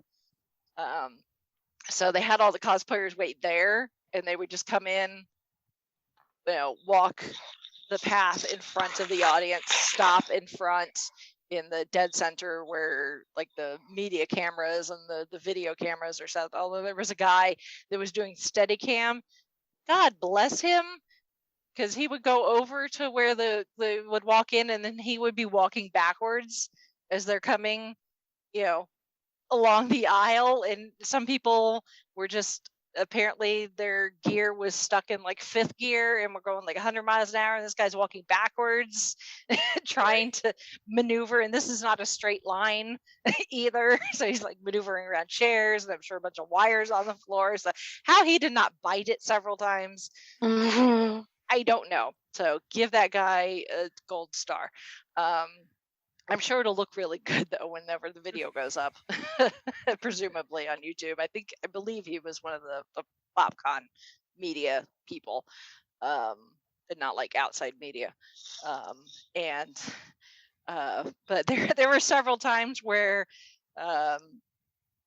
someone would, you know, they would announce them, they would come in, they would walk, you know, up, you know, along the front, get to the center where they're supposed to stop and pose, because this is the chance for, you know, like mom, dad to take pictures if they're there, that sort of thing, you know, to show off for all the other media, for the sponsors to see, and that sort of thing. But every now and then there would be someone that just, they would come up and just keep going, kind of like Princess Vespa in Spaceballs in the wedding, where they're like, you know, where she just walks up the aisle and then keeps going when she decides she doesn't want to marry the guy. It was kind of like that, and I could see like the reaction to some of the people taking pictures, like some of the media people. They would just be like, just look on their face like, why aren't you stopping? And I'm like, it's nerves. It not that they would hear me, but in my head I'm like, it's just nerves. It's like, it's one thing to think what it's like, but once the door opens and you have to walk out there in front of all those people, even logically, you know, in your head you're like, you know, this is okay, you know, I'm fine. This is not, you know, this, yeah, it's a little nerve-wracking, but it's like this, you know, I'm not being sent to like my execution or something, but just sometimes your brain is just like, I need to get out of here, I need to get out of here, I need to get out of here, and that's what they do. And it's not a conscious thing, I don't think, for most of them. It's just your body just kind of goes on autopilot, like, you know, danger, danger, danger, danger. Yeah, pretty much. It's just, it's that fight or flight thing. Exactly. Yep. So yeah, but again, you know, thumbs up to everybody who decided to participate anyway. So y'all rock. So, and then after that I went home because I was tired. I went home. I grabbed something to eat on the way home so that I could eat in the car, because I'm like, I am so hungry, I'm not going to make it home. So I was like driving home while eating, sandwich in one hand. Don't eat and drive, folks. It's not safe. But I was so hungry. Wow. So by the time I got home, I was like hopping in the shower, doing the night routine, and then just falling into bed like lather, rinse, repeat.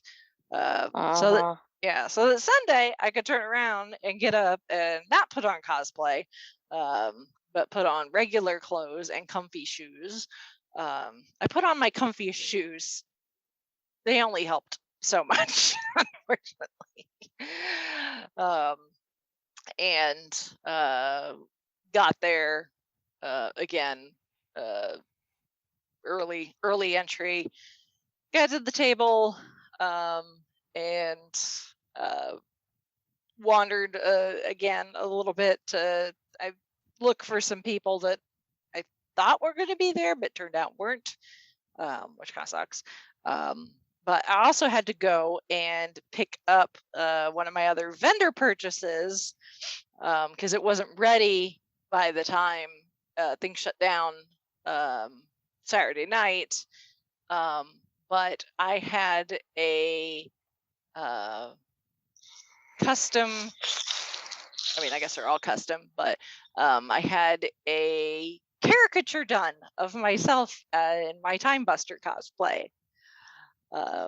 So I had to go. Caricature turned out awesome. Oh my god, it is so cool. It's so cool. And the guy, the guy was like, it probably would have been ready last night, but I was like, I wanted to add the TARDIS to it. That's fine. Thank you. Yeah. So, and he added he got all the little details and everything. I've got like the kind of I don't know what they're called, like the earring with like the hugger cuff thing with the chain, like the 13th Doctor wears, and some of my patches and pins that are on the suit, and you put the little TARDIS in there, and the damn conduit tube from hell. It's even been immortalized in there.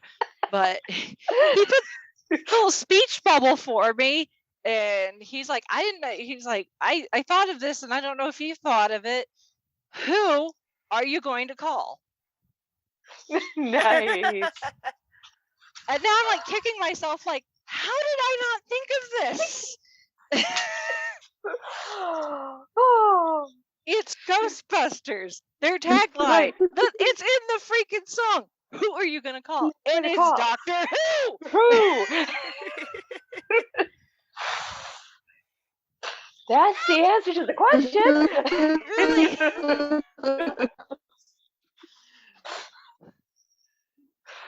But now when I look at it, I'm like, how did I not think of that?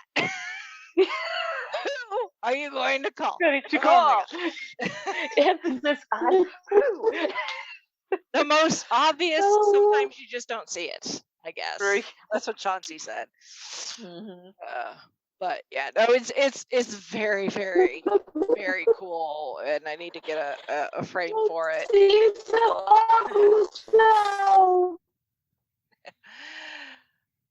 So I gotta get a frame for that and hang it up and find a place to hang it. Yeah, for sure. Once more, where you need to find wall space. Yep. But it's really cool and worth every penny. And actually, the guy, I'll again link in the show notes.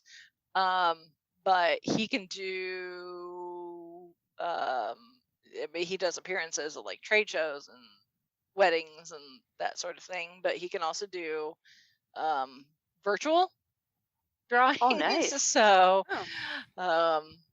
and he also can do pets.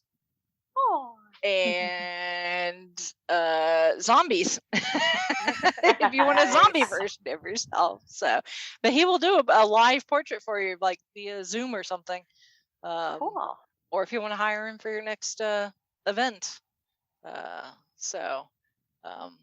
it was that was pretty awesome.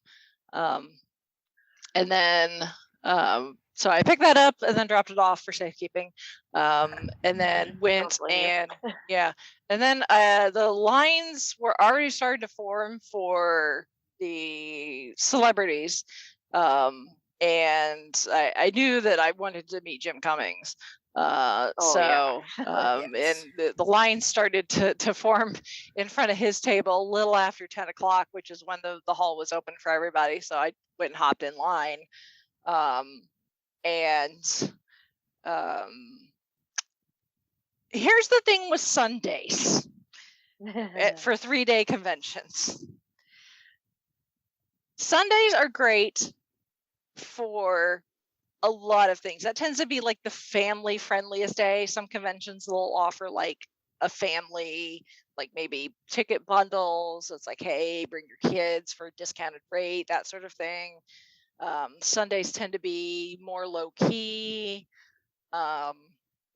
Sunday in this case is also when they had the kids costume contest, which I missed, unfortunately. So Sunday kind of tends to be like family day. Sometimes the vendors will start slashing prices on things because they don't want to have to take all that stuff back.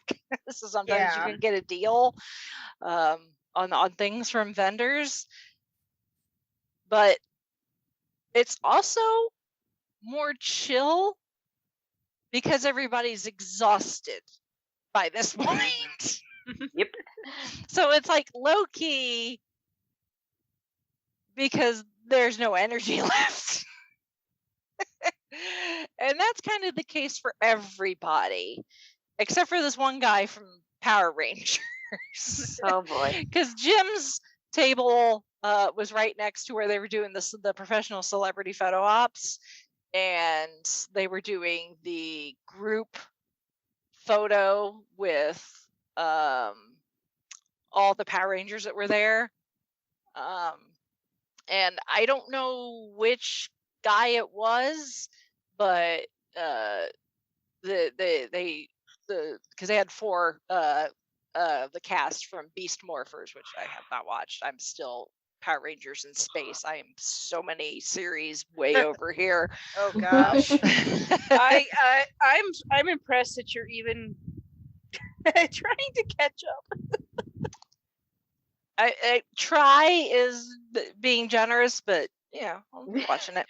I'm seeing what I missed out on when I left the fandom back in the day.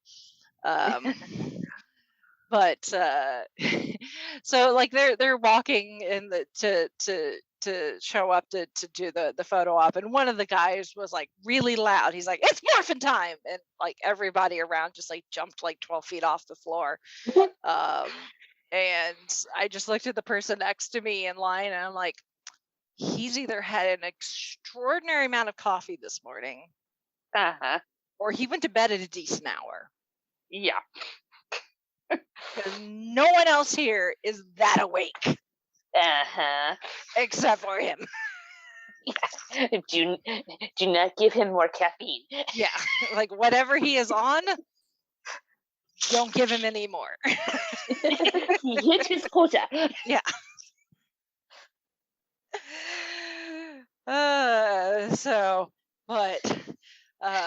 Like, you know, like the people I was in line with, like they were like, yeah, it's been a long weekend, and you know, some of the vendors are like, and like Brad was like, yeah, we were up until like 4 a.m. Did you get any sleep? Yeah, really? Because I think he was still working on like the podcast awards stuff, which were taking place that day. Yeah. So, apparently a bunch of people got together at the bar at the hotel that most of the celebrities were staying at, and they managed to convince the owner, operator, whatever, to get the UFC fight that was Saturday night, the Conor McGregor, whoever he was fighting, which was on pay-per-view because some of the celebrities wanted to see it. So that's, I think, why a lot of them were up, because they wanted to watch the UFC fight. And all I knew was the next day I was like, Conor McGregor breaks ankle in UFC fight. So I'm like, that's all I know what happened. But yeah, Brandon was telling me about it. He's like, yeah, it was pretty gross when he broke it. Really? Yeah. Apparently he just stepped wrong and it was just like, yeah. Ooh, yeah. There's memes going around like, invisible Lego. Yeah. Yeah. Apparently it was pretty brutal. So yeah, so that some people were up late drinking at the bar and watching Conor McGregor shatter his ankle, apparently. So like, we're waiting. Like they have like the Twisted Toonz guys are all in a row, 4 in a row, table wise. So the lines are filling up, and we're just waiting and talking. And as we're standing on the concrete floor, people are slowly like sinking to the floor to like sit down, because like their feet, their lower, my lower back was just like, after a while, it was just like, I'm dying. And we're just waiting and waiting. And finally they start showing up at like 11:30, 11:45. We've been in line since like 10, waiting. So I can't begrudge him too much, because like, I'm not a celebrity by any means. I may think I am in my head sometimes, but I'm minorly locally famous. And but that's about it. So, but even manning like a booth or a table like I do sometimes at conventions, where people are going to stop by and they're going to ask about like the podcast, and if I'm in costume and I've got pictures of my cosplays, and they're asking about the costumes, and having to greet people and be friendly and that sort of thing can be exhausting, especially after being isolated from most of the public for 18 months. It's not like riding a bicycle, remembering how to socialize with people face to face. But even pre-pandemic, it can be exhausting, kind of having to be like, customer service focused in a way, when out in public. So for the celebrities, I'm sure it's even more exhausting, because once you're out there in view of everybody, you kind of just have to be on. You have to be the personality that the people are expecting to see. So, I can't begrudge them, maybe if they struggled a little to get out of bed on Sunday morning. So, some of them, they may still be suffering from jet lag for wherever they came from. So, I'm not going to begrudge them too much. At the end of the day, it was no skin off my back. It didn't affect me, personally in any severe manner, other than a little back pain. But whatever. I'm old. I would probably feel that way anyway. But so Jim finally showed up and got to I wasn't that far back in line, so I didn't have to wait too long to meet him. And again, super nice. I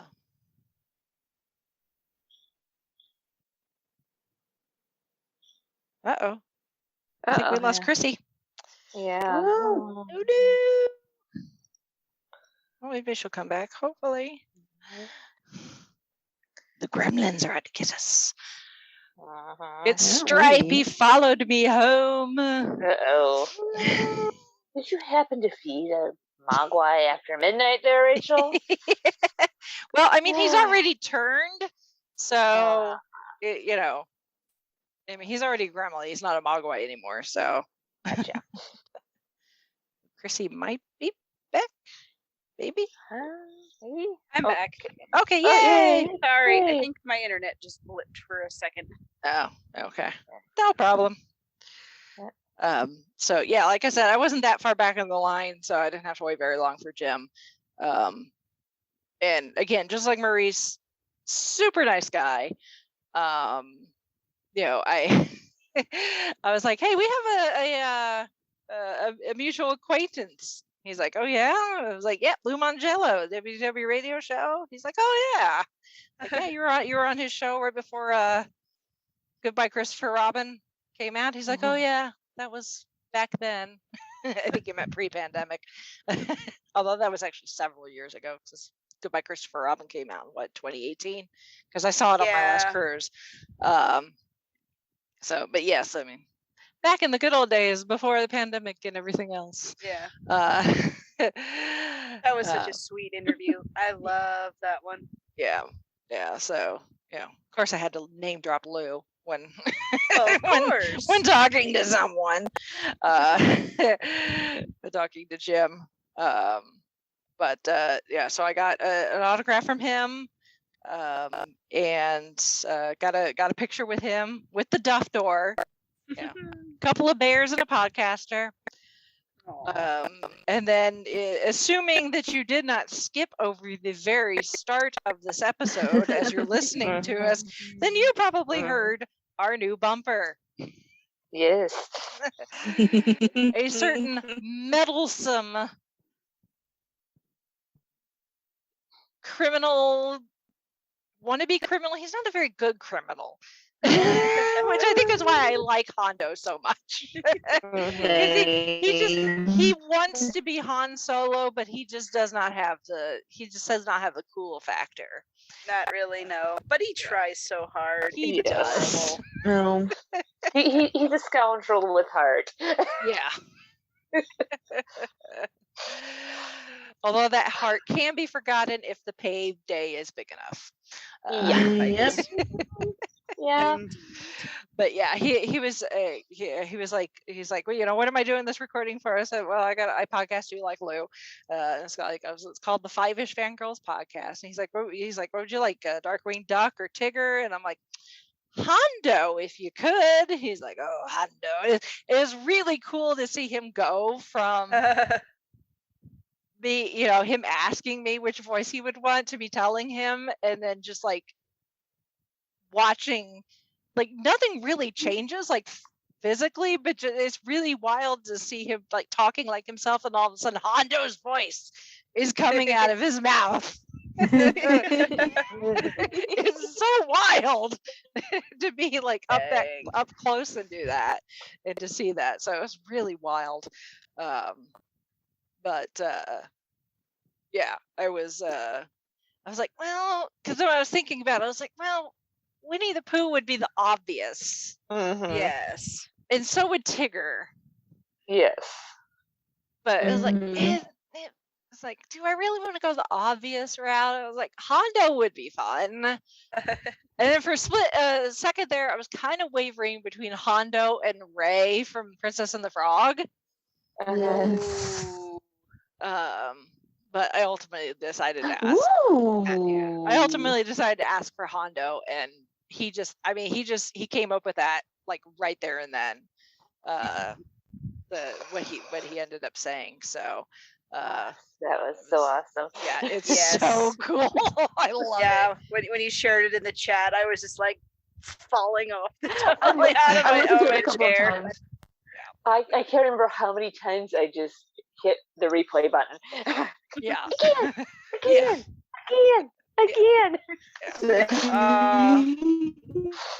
Yeah. So it was that was really cool and worth every penny. It was not free. Oh, I can imagine that. These guys, they for the most of them, Billy was the only one that wasn't offering at any price to do voice recordings, but all the others were. And I guess Jim actually slashed his price, his usual asking price, once he saw what everybody else was charging, which kind of expensive for what it was, but I still comparatively, I spent more for parking over the weekend than I did for that recording, so I think I did well. Wow. I think it was worth it. Yeah, if you spent more on parking than what you did for the bumper, you did good, girl. I think no complaints. Yeah. I was just like, anytime you get a voice actor to do it, it's gonna cost something. Yes. Having paid for such things myself before. Yeah. But gosh, yes. To have Jim Cummings doing anything. Yes. Yeah. I mean, to have that, I mean, that's priceless. And like it'll last forever. So yeah. So yeah, it was I didn't know what he was going to be charging till I got there. So I just was like, I guess I will find out. But all things considering, I was like, no, this is worth every penny. Especially So I was like, we just celebrated 7 years. We could just like little present. So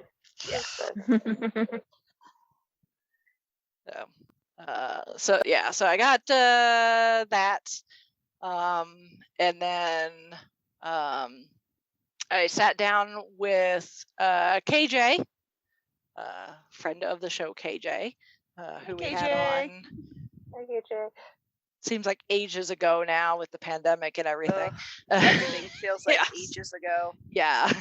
I was like, I don't think I've seen KJ since last PopCon. So it's been a while, at least in person. She's on social media all the time, her and her cats. It was really funny because I had this running gag because we all joke about being like locally famous to like the convention and stuff. Because like KJ, she was on radio for the longest time, and then she was on TV for a while, and still does some stuff for Pet Palace TV. But her husband Patrick works for the celebrity photo ops folks. He's a tall, big dude, kind of like Chauncey, not quite as broad as Chauncey, but still tall, big dude. If imposing, so he makes for good security. Has a good voice, so he can be like, last call for photos with blah blah blah, that sort of thing. Which is funny considering KJ is like, I could stick her in my pocket. She's so teeny tiny. But he walked by the booth at one point, and he was I was standing there with Brandon, and he's like, "Oh, you're Brandon Peters of the Brandon Peters Show?" Poking fun. And I'm like, "Are you Grayson's dad?" Because Grayson's one of their cats. It's kind of the biggest, the most famous cat of all of their cats. So then the rest of the weekend, every time I'd see it, I'm like, "Hi, Grayson's dad!" Acting like some like crazy little fangirl. Nice.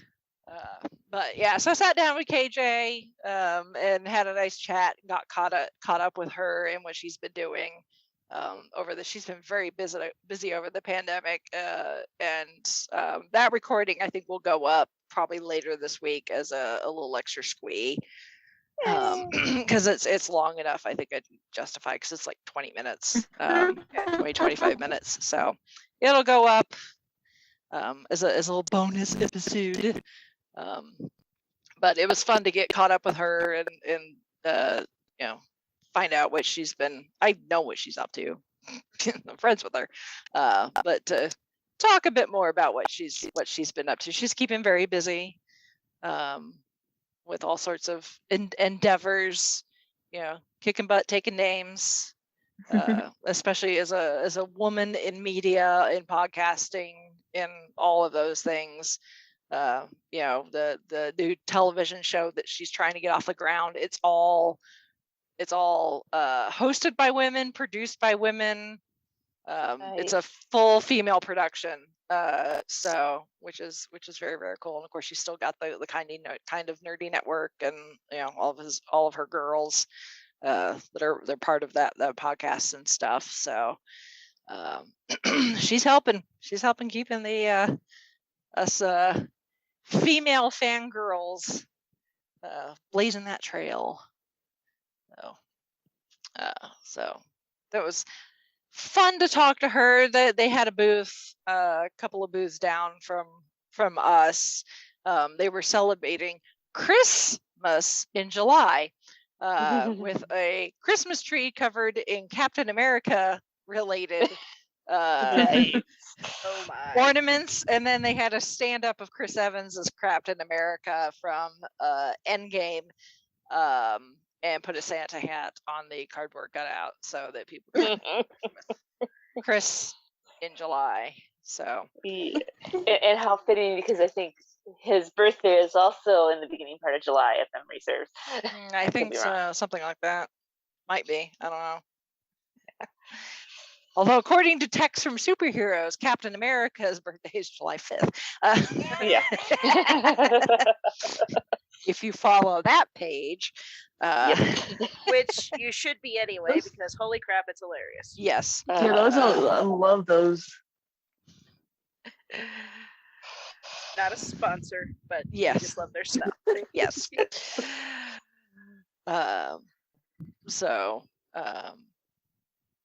Yeah, and then after chatting with KJ, it was time for the podcast awards, which Brad did the presentation for. It was pretty quick, because the podcast awards are open to any podcast anywhere. So just because the people enter doesn't necessarily mean they're actually coming to PopCon. So of the I don't know how many categories there were, a good number of them. I think there ended up being like 19 awards, but there was like the overall winner, and then there was like best intro, best art, which we were finalists for a couple of years ago, best editing. So there's some like technical awards too, and then all the categories, and then like a best overall winner. So I think there were 19 total awards, and only 2 winners were actually there to make speeches. And to help fill the time. So well, that went fast. Yeah. Well, and the way they do the categories, like some categories, because they just announce the finalists, which is usually 3 finalists, and then they announce the winner. In a couple of categories, there were only 2 submissions to begin with, and I think in one category there was only 1 submission. Oh boy! So, real quick. Well, kudos to them. Good way to. Congratulations, you swept your category. But then other categories like ours, which was pop culture, there was a lot of submissions. I don't know what the exact number was, but there was enough submissions that they ended up having 4 finalists instead of 3. And we were one of the finalists. We didn't win, but we did. We were a finalist in the pop culture category. And in fact, actually, the pop culture category, all the finalists were within a point of each other. Holy cow. So it was tells you how close. Yeah. It was. So, and yeah, I don't know if there's any feedback from the judges. Brad is not a judge, because he actually produces some of the shows and he knows people, so that would be a bit not appropriate. But he does listen to a number of the submissions, and he actually specifically mentioned to me that and complimented that he has noticed the quality of our show since we started. He's like, whatever you've done, He even asked, like, "What have you done?" Because I can tell there's I've heard a significant improvement in each time that we've entered. I was like, well, I got a new computer recently, so we started using we ditched Skype.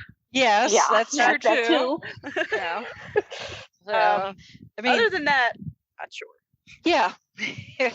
Like, thanks. It's still nice to hear that. It's still nice to hear the compliment. You know, it's obvious. I mean, he comes from a professional radio background, so that's kind of high praise coming from somebody who knows a thing or two about sound. I mean, and we've been doing this for 7 years, and so you get to a point where I don't know, maybe we figured out how to speak on the podcast, and it's a little. I mean, there's certain amount of skill in that. Yeah.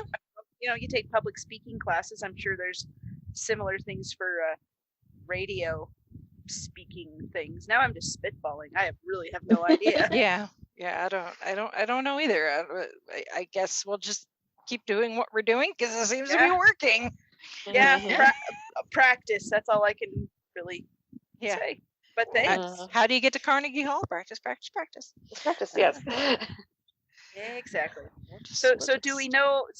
Is there a way for us to find out what the point spread was for the finalists? I'm just kind of curious where we fell in the. I mean, if I asked Brad, he would probably tell me. But okay. At the end of the day, doesn't matter. Yeah, I don't think it matters. A whole lot. And then I don't remember who won in that category. It was whoever it was. They weren't there. And then in the TV and movie category, once again, very large number of submissions. Imagine that. A lot of pop culture and TV and movie related podcasts out there. Gee, who knew? Yeah, I know. So in the TV movie category, once again, large number of submissions, enough that I believe that one also they ended up doing 4 finalists instead, and Gold Standard was one of them. Nick had submitted Gold Standard back when submissions first opened. Actually, I got us in like the day that submissions were going to close. Nothing like a bit of procrastination. Yeah. Well, and the thing is like for at least for this, they wanted to like submit like your best episode in the last year. Obviously, you don't want to submit something that's from the last time we did the awards. Right. So they're like, pick your best show and link to it, and then put in the time code where you think your best like 5 minutes is. And for us, I ended up submitting the episode when we talked to Kier from the Fandom Running. From nice. Random Tuesday. Good choice. And actually, the time code that I used was when he was telling the story about the Band-Aids. Of course. So I may have tugged at the judge's heartstrings there, maybe a little. That may have helped. True, a little emotional manipulation never hurts. Yeah. Nope. I don't know what episode Nick submitted for Gold Standard. I'm gonna have to ask him. What episode it was that he ended up choosing. I just know that he submitted it. But yeah, Gold Standard was a finalist, and actually, even though his old show closed up shop, once again, Brandon Peters walks away with a podcast award from PopCon. Oh my gosh. Lucky duck. So, Cult Cinema Cavalcade won 2 out of the last 3 years, or 3 out of the last 4, or something like that. And then Cult Cinema Cavalcade, they ended after 5 years because they had a 5-year mission, 5-year plan. And then Brandon branched off on his own to do the Brandon Peters show, which I was on earlier this year when I had my birthday 6th Doctor podcast month. 6th Doctor, 11 days. And so Brandon ended up quitting with his new show in in the TV and film category. So I had to yank his chain when Brad announced him when he went up to like say his little thank you speech, and I was like, rigged. Like, you beat me. We're coming for you, Peters. Yeah, really. Just you wait. Yeah. You just wait. Gold standard. We're just getting started. Yeah, and he ended up filming something that's up on his Facebook page and his YouTube channel where he did a longer thank you, acceptance speech, I guess. So you can go watch that. And I was messaging him after I watched it. I was like, well, I guess if I have to lose to somebody, it might as well be a friend, somebody I know, and somebody I know who actually is doing the work. The hard work, the behind the scenes stuff that most people don't realize is involved with podcasting. He does the artwork. I mean, he's a one-man show. It literally is a Brandon Peters show, and he has guests on, but he's not like us where I've got you guys to help with like social media posts and sharing and things like Brandon does everything. All the promos that he does, he comes up with those and films them and edits them and all of that fun stuff. So it's like I know he's doing the hustle, the behind the scenes stuff that comes with being a podcaster. We're just yanking his chain a little bit. We just gotta bust his chops because we can.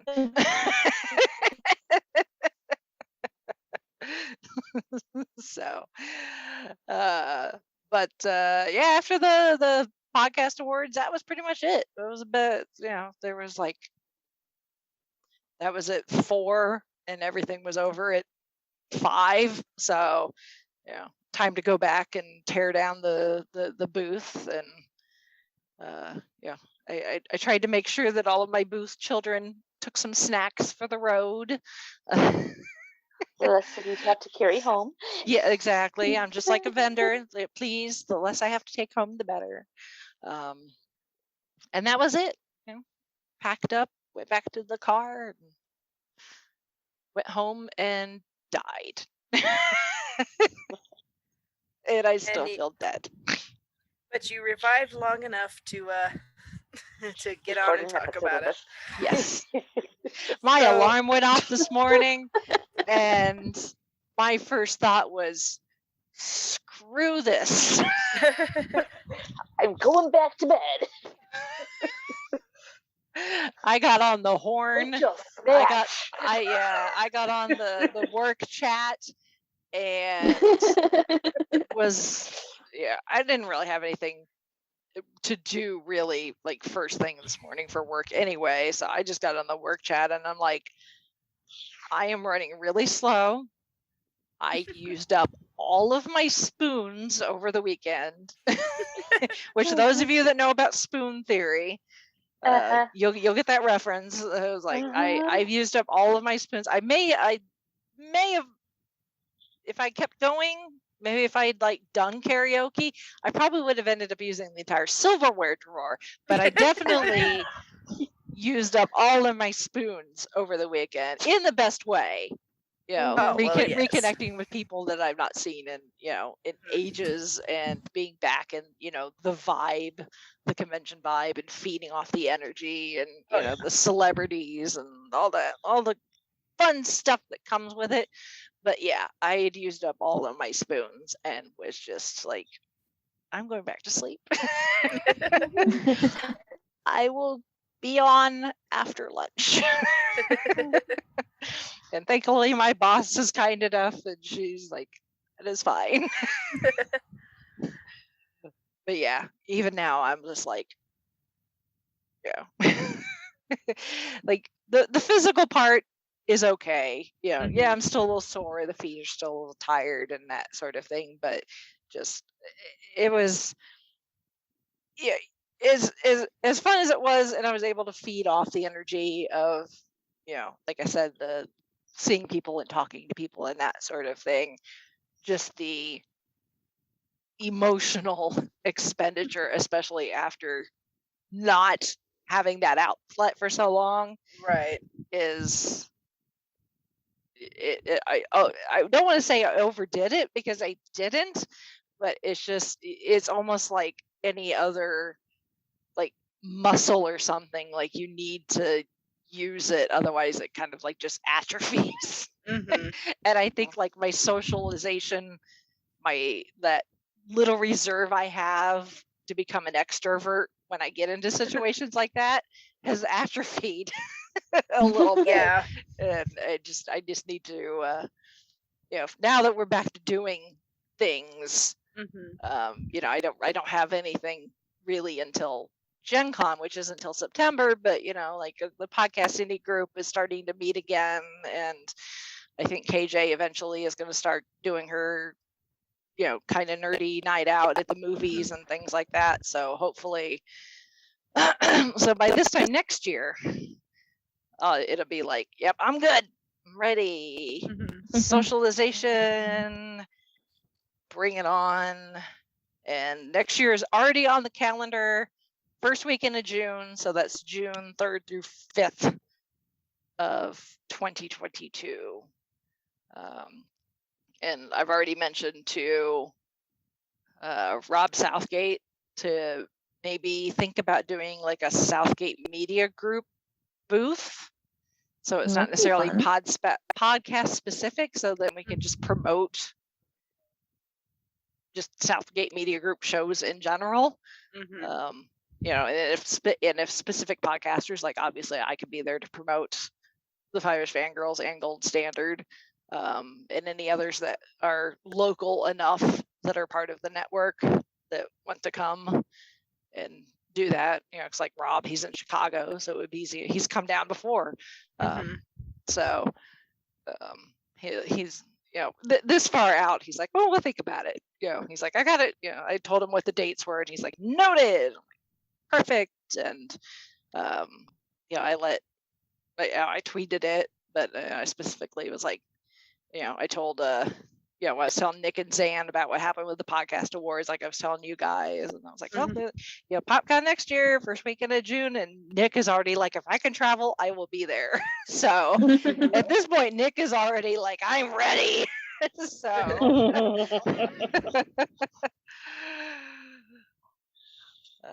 so yeah, it was fun. I'm very happy with the way things turned out. From what I've heard from folks who are in the know, the owners of PopCon are very happy with the turnout. As far as numbers, there's definitely seemed to be a steady stream of people in the vendor hall. We were at a corner at a crossroads for 2 aisles, which was a blessing and a curse, because people would stop in said crossroads and you'd have that look of like, wait, what aisle am I in? Where am I going? Which direction is more than once we had people like, what row am I in? Like, this is the 700s. Like, which way the restroom? That way. That sort of thing. You need to make a little signpost. This way, this way, this way, that way. Yeah. Yeah. They were a little late in getting a floor map up. So that would have helped, I think, if the map had been up a little sooner so people could actually look at it and get a feel for everything. But again, it is there's several things that like fell through the cracks, and unfortunately that's a side effect of the having to navigate with the convention center and the city and the county and the state as far as what would be allowed and what wouldn't.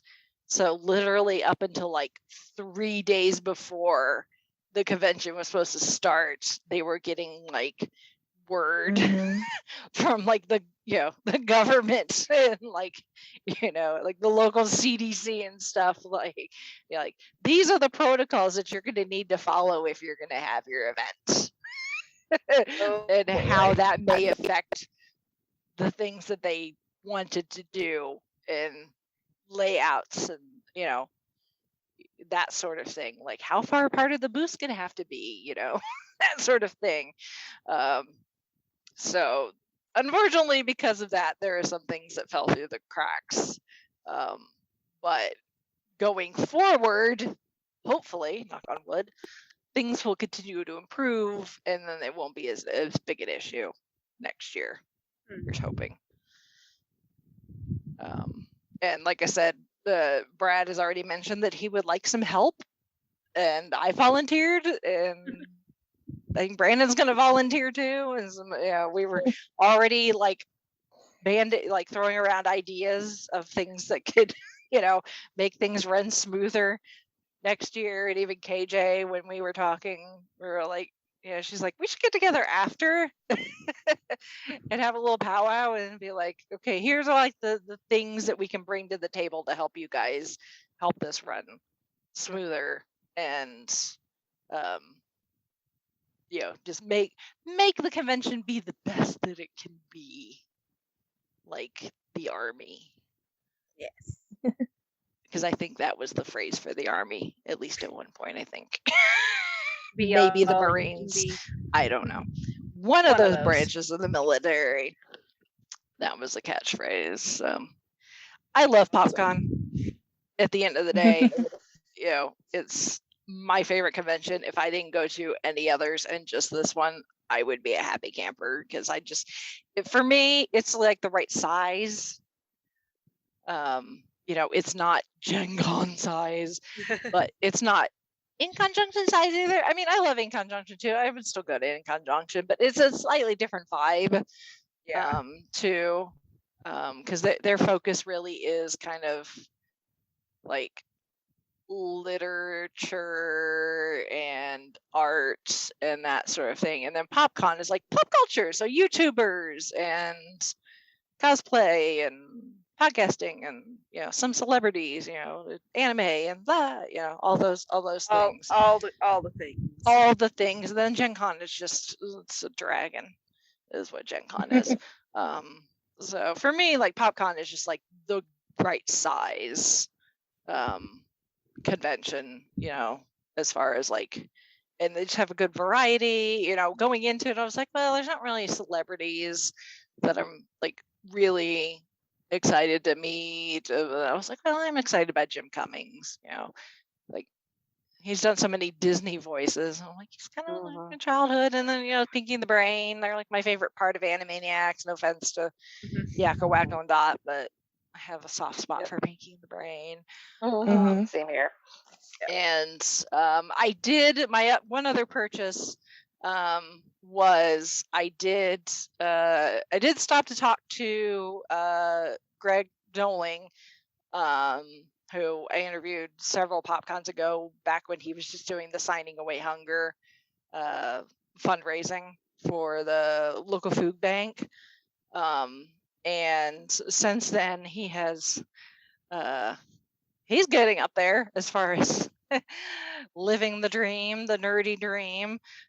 He now has a podcast with a fellow, because Greg is an amazing prop replica creator. I don't know if he posts. I think he posts on their Facebook page too. You'd have to be friends with him to see stuff on his Facebook page.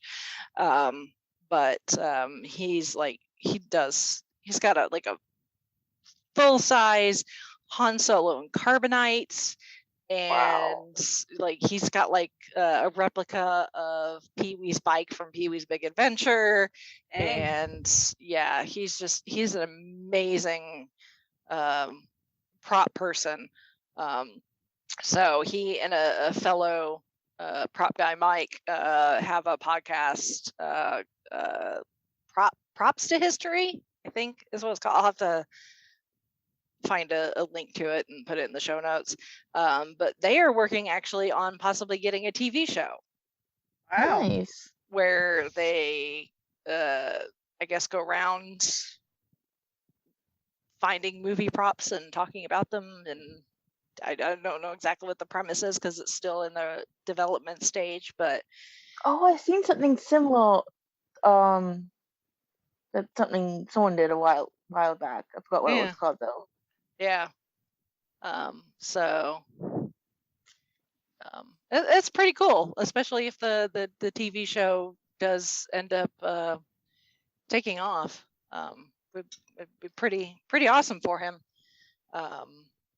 So I caught up with him. Got to meet his fellow partner in crime, Mike. And then my last purchase was a gift for Chauncey, because Chauncey, God love him, was not with me because one, this is not really his thing, but two, he's been working very, very hard. He's got his day job, which he already works full-time for. And then on the side, he does freelance contract work for this company that has him working almost full-time for them. Like it's at least part-time for them on the weekends. And then that his contract work is also part of, he's doing that through our company, Sciutil, which is our technology startup that we started up a couple of years ago. So on top of him working for this company, doing programming for them, they're also one of the companies that is utilizing the controller device that he invented and now has a patent for. The patent process finally finished earlier this year. Yay, so now Chauncey has a patent with his name on it. Very cool. Nice. But because it is electronic, preferably most electronics, you want to have safety tested. And get that, the little stamp of approval, UL listing or whatever. There's several different organizations out there that will do that sort of thing. UL, I think, is the most common, but there are some others too. He reached the point in the process of, upgrading.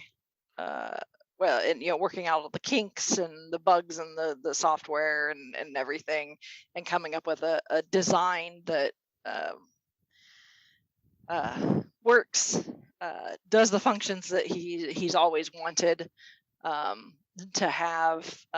So we finally reached the point where it was time to send those in to get tested, to safety tested. So those got mailed out last week. To the two different labs that will be doing the testing. So that was like a big milestone to reach, both the patent getting, finally processed and filed with the U.S. Patent Office, and now having these sent out to get that safety testing. So as a present for Chauncey for all of his hard work, I ended up getting him an autograph from Jim O'Hare, who played Jerry on Parks and Recreation, because Chauncey's a big Parks and Rec fan. Nice. And Jerry, because everybody's like, damn it, Jerry. He even signs his autographs. He's like, damn it, Jerry. He writes that on there, because that was like the running gag on the show. Damn it, Jerry. So Jim was super nice. I told him, I was like, yeah, I'm getting this autograph for my husband. It was giving him like the non-technical explanation of everything. And he's like, well, what's your husband's name? And I said Chauncey, and I started to spell it out because 99% of the time people are like, how do you spell that? So I was like, CH. He's like, wait a minute, CHAUNCEY. And I'm like, yes, actually. Like, that's it exactly. Yes. And he was like, yes, people look at me and they think, oh, he's such a pretty face. He must be dumb, but really, I'm more. He was super, super nice, and like really genuinely seemed to be like impressed with what Chauncey's been doing. He's like, there's like that would be amazing, if it passes and gets that certification and everything. That could be, a big life-changing thing. I'm like, yeah, kind of is. So, so that was Chauncey's present. Just getting him Jim's autograph. So, and he was super nice. So, but anyway, nice. How I still have a voice at this point is beyond. I don't Probably know. because I didn't do any panels, unlike last weekend where I did 8. Well, how about if you're done regaling us with your tales, I'll take over from here. Mm-hmm. There's a nice segue. Pictures are on Facebook. Yes, pictures are on Facebook. If any of our listeners went to PopCon and you guys want to share your experiences and pictures and what have you, you can send us feedback, which is to our email address, which is fiveishfangirls@gmail.com. Our website is thefivishfangirls.com, and that has links to all of our social media places where you can leave comments and interact with us however you choose. Facebook, Instagram, YouTube. We read out all comments that we get there, or at least, acknowledge them. And we also have, what else do we have? I feel like I haven't done this in forever, which I haven't. You can get our podcast wherever. You can download it on whatever favorite podcast catching channel you use. Go ahead and check us out there. You can tell I'm rusty from this. I'm sorry. Yeah, that's okay.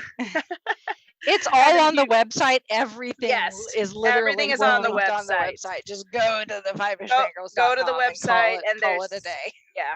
And there's places to support us. And as always, we thank you for listening. We thank you for your support and your comments and feedback. And we're just glad you're out there. So hope everyone is doing well and staying safe and doing all your great, awesome things that you do. Living your best life, as Tom Nook is wont to say. Mm-hmm. From Animal Crossing.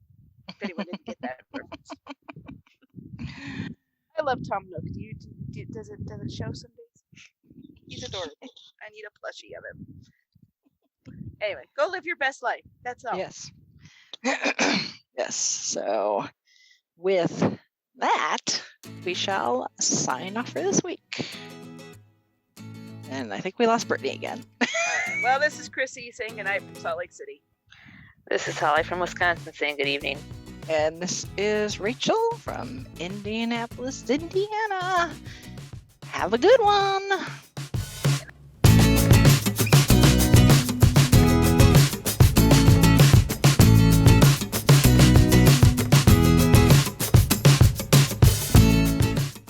You have been listening to the Fiveish Fangirls podcast. You can find more episodes and information at thefivishfangirls.com. Any and all books, movies, games, and any other forms of media mentioned are owned and operated by the respective copyright holders. No copyright infringement is intended or implied. If you wish to support the show, the easiest way is to leave us a rating and review. More ratings and reviews will make it easier for others to find the show. If you wish to support us monetarily, you can do so at patreon.com/FivishFangirlsPodcast. All money goes towards fees and equipment to keep the show going. For official Fiveish Fangirls merchandise, visit redbubble.com/people/FivishFangirls. We love hearing from our listeners and encourage feedback. You can email us at fivishfangirls@gmail.com. You can also like and follow us on Facebook at facebook.com/FivishFangirls. Thank you so much for listening, and may the squee be with you.